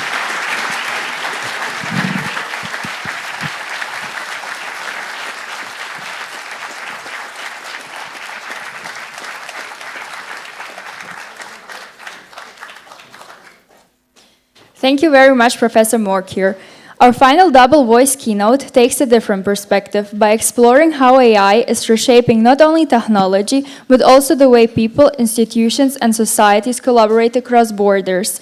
Through a dialogue between two leading researchers, this session examines the intersection of artificial intelligence, migration, mobility, higher education, and European cooperation. Please welcome Professor Aleksandra Przegalińska and Professor Izabela Grabowska for their joint keynote, Smart Bridges, Smart Borders.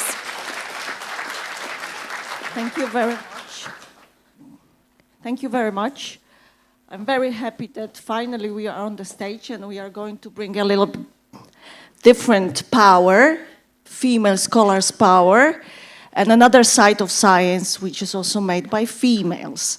I hope that we also remember that behind the many innovations also female were in their teams, although not many times recognized. But before that, we are very thankful that you stayed with us, and we are going to be in the dialogue for the next half an hour as we were scheduled. But before that, let me introduce my great colleague, Professor Aleksandra Przegalińska, who after rigid evaluation a few days ago got rewarded by the President of Poland, full professor of social sciences. So let me applaud her. And we are going to run this talk in a dialogue. We hope to keep you still awakened, being with us in the room, and to bring you some thought-provoking food for further thoughts. Thank you so much to my amazing co-researcher, collaborator Izabela. I think our topic is about bridges because artificial intelligence does need bridges. Something that we have not really addressed today, although we have spoken about it to some extent, is that AI is currently an increasingly polarizing technology. It's a source of enthusiasm to some and a source of worry to others. Hence, we want to talk about bridges, smart bridges, and we want to think through the current moment that we are in, where artificial intelligence as a very grand force is also elevating both negative and positive societal and economic effects. So we can start, I think, with this picture, and that is a very interesting picture. Just now, before this panel here, I came across an article at the New York Times, a very recent one from yesterday, that says, the money flowing into AI is bypassing some of our country's highest priorities. This is about the United States. Starts with housing. New homes that could ease the affordability crisis aren't getting built as land slated for houses is sold instead to data center developers. So I obviously represent Kosminski University, but I also live and work and have been doing that for the past couple of years, mostly in the United States. Collaborating with Harvard University over there, and I can only confirm that it is true that AI is currently, I guess, the greatest source of enthusiasm on the market and absorbs all possible investments. Living in Boston, I can also say that some of the pharmaceutical companies, some of the big, I would say companies, big players in other fields than AI are a bit concerned because artificial intelligence is essentially absorbing everything. And it is true that it's important that AI is there to many as a source of hope. But on the other hand, when you look at public trust towards this technology, and also if you compare against what has been happening 3 years ago, that public trust is lowered. And I can confirm only myself that 3 years ago, many of us have thought about the trajectories of the development in AI in a very positive manner. We wanted to rely on this technology, and some of us are perhaps still enthusiastic, but there is a growing crowd of people who are not so happy about artificial intelligence, and amongst them are also students. So you must remember 2 months ago, there were many commencement speeches, there were graduations in the United States. People invited guests, very esteemed guests were talking about AI as a big force that you have to adapt to, and then the students were booing. That was their response, or even leaving, as it happened to Sundar Pichai during his speech. And I think this is an elephant in the room that we have to start addressing properly. In Europe, I think we are doing it to some extent with certain level of cautiousness, but in the US, my bet is that AI is going to be extremely polarizing and also extremely political.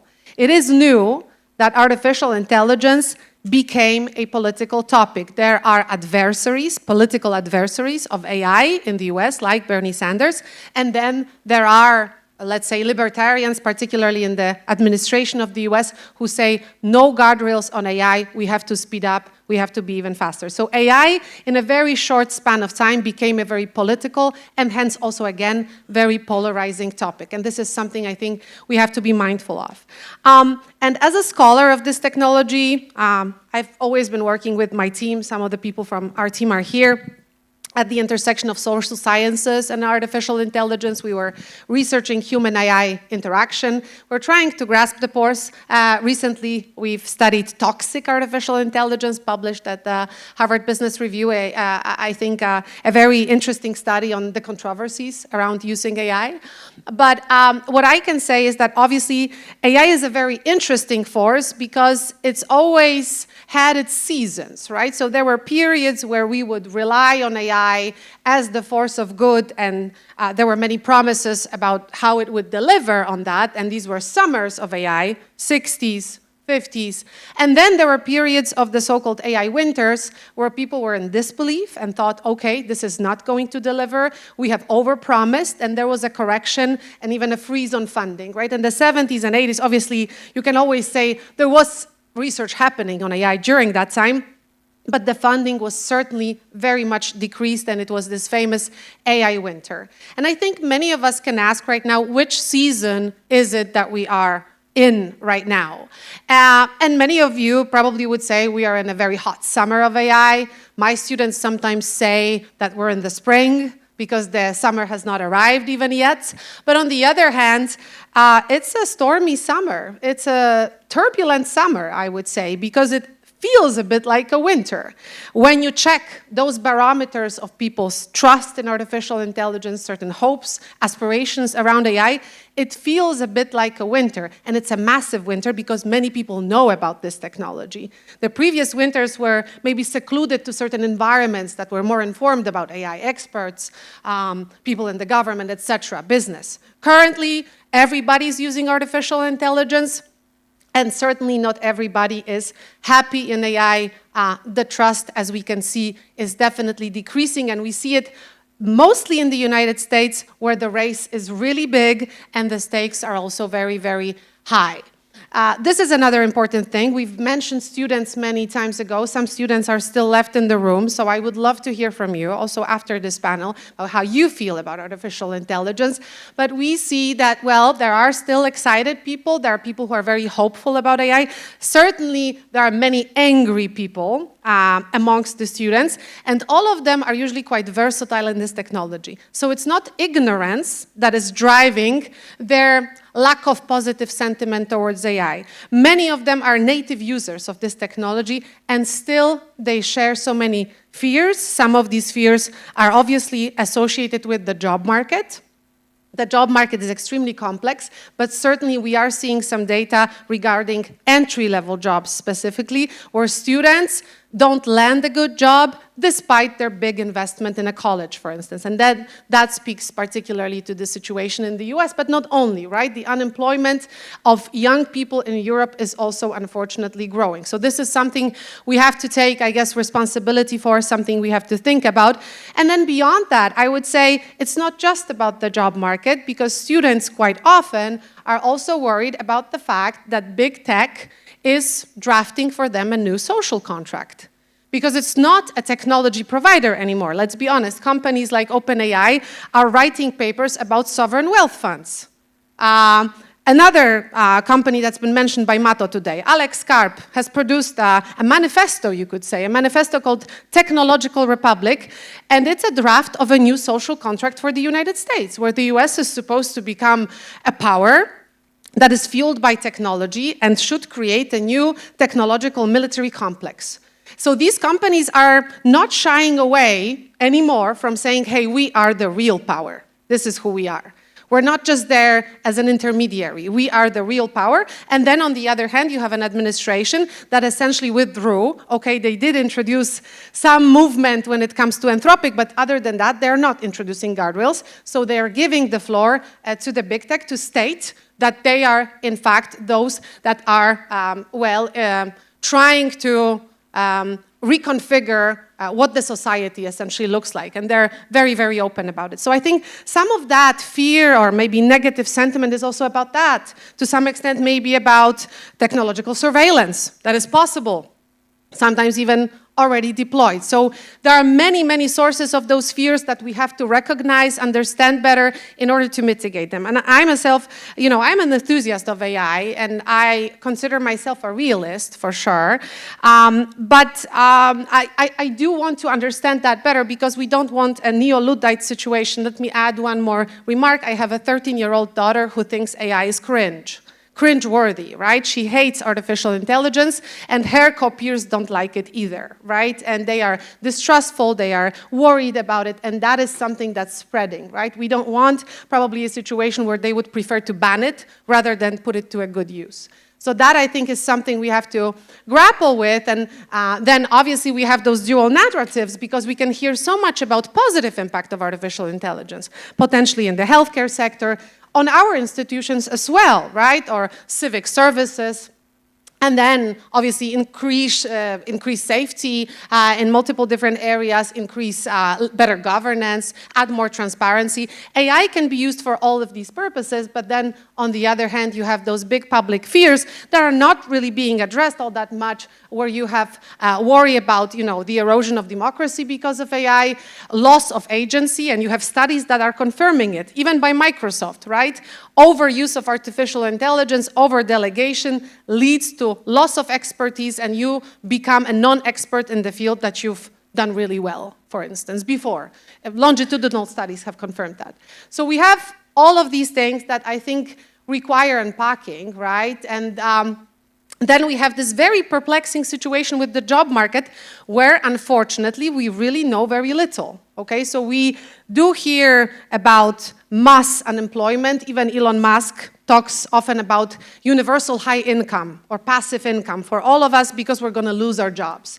Then you see Dario Amodei 3 months ago stepping in saying there will be no white-collar work in 3 years from now. But then a week ago he said, no, actually, there will be work, don't worry. So they are like shifting their narratives. I think some of that is simply a subject to their future IPOs, so they want to read the room a bit better.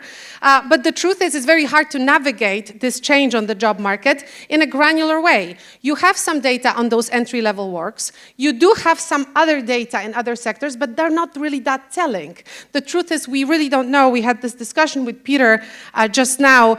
Peter said we need philosophers. Maybe he meant more we can mean together generalists. We need people who will have an overview of many different things and will deploy technology in a skillful and critical way. Yes, there is something looming in the future, some new professions, something coming up, but we don't know what they are quite yet. And I think that is really an issue, right? Because when it comes to labor statistics, everything's confusing.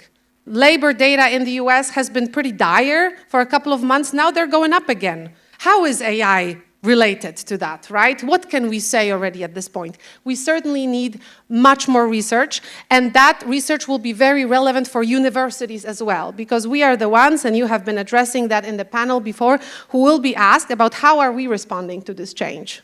What is clear is that, well, since entry-level jobs are somehow evaporating, what we need to produce is a different type of alumni, right? We need to produce alumni who will be able to become senior, perhaps, at the very onset. When they start working, they will just have to have a different skill set and exposure to the market that happened earlier, while they were studying, right? So there is this big question about what are those skills of the future and how do we reconfigure ourselves Because clearly we can't do things the way we used to. We can obviously go to the employers and tell them, hey, well, you have to still keep those internships. It's important, or regulatory measures are telling us that you have to keep internships because it's important that those students have a possibility to become a junior, then become a senior. But that is, likely not going to happen. There will be many companies that will say, well, no, we don't need those juniors at this point with that type of skill set. We need something else. So it goes back to you, university. You are the ones who have to reshape everything. And that, I think, is extremely perplexing. And that tells us that universities are caught right in the middle, right? We have all the societal pressures that we can read through already and collect very well right now. We have faculty resistance, we have students' anxiety, their sensation. This is something that Konrad said at some point, right? That a student who is 20 years old comes to the university and thinks that they are not going to keep up with the technological shift, that they're already now de-skilled and need reskilling, being very, very young. And then, on the other hand, obviously, we want to grapple with this technology in a way that makes sense, with precision. We don't want to ban it altogether. We want to use its power for, things like AI tutoring, various new forms of assessments that we haven't tested before. So I think we really have to navigate those pressures in a way that for us is a drastic shift. And I think, maybe it wasn't said explicitly before, but for sure, when Konrad was presenting MyAI University, what could be added is that we're trying in this very project to treat artificial intelligence with precision. We think that there is a good use for AI in mobility, sending students to places that will complement their current education in the best way, in career advisory, in tutoring, like we said, but not everywhere. Our universities don't have to be AI universities. They just have to use AI in a meaningful way. So that, I think, is important, right? This precision right now, particularly where AI is kind of, everywhere and seems so tiring sometimes. I think treating it with precision and saying, okay, this is my end goal and this is how I'm going to use this technology enables a very transparent dialogue about, what's the best use for artificial intelligence. Which leads me to inviting Izabela to the stage because we're plotting something together, which we could call perhaps a spillover to some extent, a research spillover of EUonAIR, our shared project. And the framework that we're currently building is called Awesome. Isa will tell much more about it. Yes, thank you very much, Aleksandra. It's a great pleasure to share this dialogue with you. As you know, we came to design together EUonAIR, Mato, Marin joined, and all the others. And then we realized that we miss a research program which stands behind this. So we are here to announce a new research program and the same to secure the spot, which we call Awesome. And why is Awesome? It's a very American name, but when I contacted Aleksandra and said about my idea, which I'm going to explain to you in a moment, she said, it's awesome, awesome, awesome, 3 times. So I said, it's fantastic acronym for the research project, like EUonAIR, which is a European University about artificial intelligence in curricula, smart city, and return mobility. So Awesome is about 4 domains: AI automation, society, migration, and employment. A smart university like EUonAIR can be a site where AI simultaneously transforms everyday life, organizational decision-making, employment trajectories, and cross-border mobility, making students more or less legible across systems. We are standing behind recent debates, but also very well-developed theories where AI is discussed as social technology. So the main claim is that AI reminds very complex information systems like bureaucracy in a Weberian way, but also markets. Yes. So if you imagine through an analogy that AI as complex information system is something about that. But the foundation claim here is this: AI is not destiny. Outcomes depend on institutions, which our Nobel Laureate said and highlighted in his talk, organizations but also individuals, from narrow question, which we are starting, what does AI do to jobs? We move to AI as social technology, tools that recognize relationships among people, institutions, and labor markets, towards broader questions. What social order does AI help create? And in this perspective, awesome, according to our conceptualization, brings AI as social technology of classification, coordination, prediction, and allocation. It asks why outcomes differ across EU and United States institutional regimes. We said a lot about this Wild West, wild whatever, or civilized whatever, but it's not all about that. There are different institutional settings and at the onset of that. So we have 4 domains: how AI transforms society, and awesome, as a new research program, asks how AI transforms each domain and how institutional context shapes this outcome. So in terms of labor and employment, who gets work, autonomy, wages, and progression?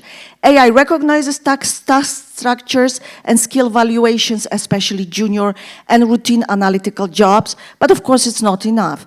There is then migration and mobility, which is my topic.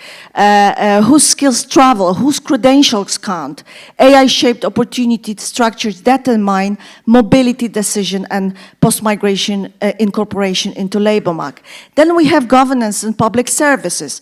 Who is classified, supported, monitor or excluded? So AI embeds decision about eligibility and risk into automated system. And then this area of Aleksandra, everyday and human AI interaction. Does AI increase agency or dependence? AI enters daily life as advisor, tutor, evaluator, assistant, sparring partner, whatever, reshaping trust and self-understanding of people. So AI, our awesome program in the university context, the Smart University as a living awesome laboratory where all 4 domains intersect, that we have learning and skills where AI can personalize, support, or standardize sorting. It's very important to remember that. Recognition of skill across system enables or blocks mobility. Employment trajectories. AI reshapes how graduates match to labor market, improving fit or hiding exclusion behind algorithmic opacity. Cross-border mobility, which is also our domain in the EUonAIR. AI determines which credential travels across Europe. Students become more or less eligible to receiving system. And international trust, it has been said a lot about trust today. Transparency in AI-driven decision builds or erodes trust among students, faculty, and partner institutions. So the EUonAIR framework asks not only is the algorithm fair, but what kind of university, what kind of Europe at the end AI helps produce. And we are actually trying to get the highest hanging fruits, and first effort will be to go for ERC synergy with collaboration also with American partners of ours from advisory board, but also European University Institute and with European EUonAIR as a scientific spillover for the next generation of University Alliance. So this is big, not just for one grant, it's just a big research program which we want to announce with this wonderful conference here. So one institutional context, EU versus US labor markets, welfare states, migration regimes. You've heard all these diverging opinions. AI capabilities, automation, predictions, classification, recommendation, and 3 actor agency, workers, migrants, students, public servants. And from the first Nobel Prize laureate, we heard, keep ask questions. And indeed, we want to ask questions. How does AI change labor market entry and career progression across EU, US institutional regimes? How does AI reshape migration, mobility, decisions, credential recognition, and post-migration incorporation? Because as we've heard we need migrants, we need new people in our economies. What new form of governance and social sorting emerge when states and firms deploy AI systems? This is the whole institutional configuration which is happening on our very eyes. How does everyday human and AI interaction affect agency, trust, and social belonging, especially of young adults? Do you want to connect now before we go to the conclusions? So we have smart bridges of smart borders to overarch our talk. The choice university make new determines student futures across borders. And that's what we need to admit. So smart borders, AI system encode existing inequalities. Some students become invisible to systems. Skill recognition fails across contexts. Mobility analytics create gatekeeping. Institutional trust collapse. But smart bridges, which we want to support in this talk, where AI expands visibility for all students, harmonized skills recognition across borders, equitable learning analytics by design, transparent AI with institutional trust, mobility as an outcome, not a byproduct of that. So, to conclude, smart bridges, smart borders, how AI will decide who becomes visible, mobile, and trusted in the university of the future. So we want to highlight very strongly, again, AI is not a destiny, and AI will not automatically make university smarter. It will uncover many things. What are our values? What are our structures? What are our bureaucracy? It will be fantastic lens to look. It will make visible what institutions value and invisible what they fail to recognize. Our task is to design AI as a bridge, not as a border. So the future of AI in universities will not be decided by algorithms alone, but by the institutional choices that determine whether AI expands recognition, mobility, and trust, or automates inequality in very sociological way, Marin, not in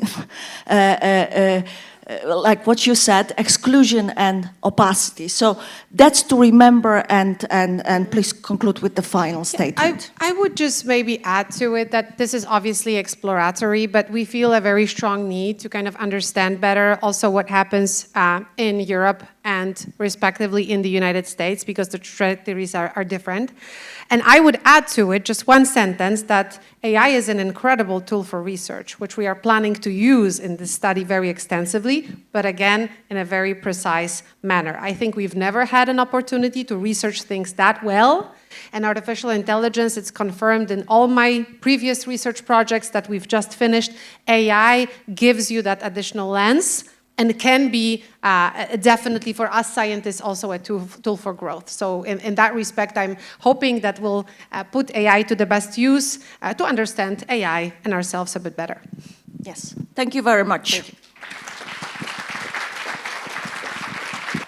Ladies and gentlemen, as we conclude today's program, we have heard remarkable insights from 2 Nobel laureates and leading experts from academia, industry, and public policy. On behalf of the EUonAIR Alliance and the Zagreb School of Economics and Management, thank you for being part of this inaugural program.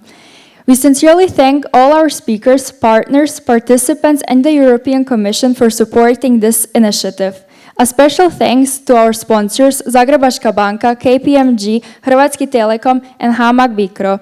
We kindly ask EUonAIR Alliance partners to join us now on the stage for a group photo, and all other participants to continue the conversations over lunch, which will be served outside of Aula Magna. Thank you very much and enjoy the rest of your day.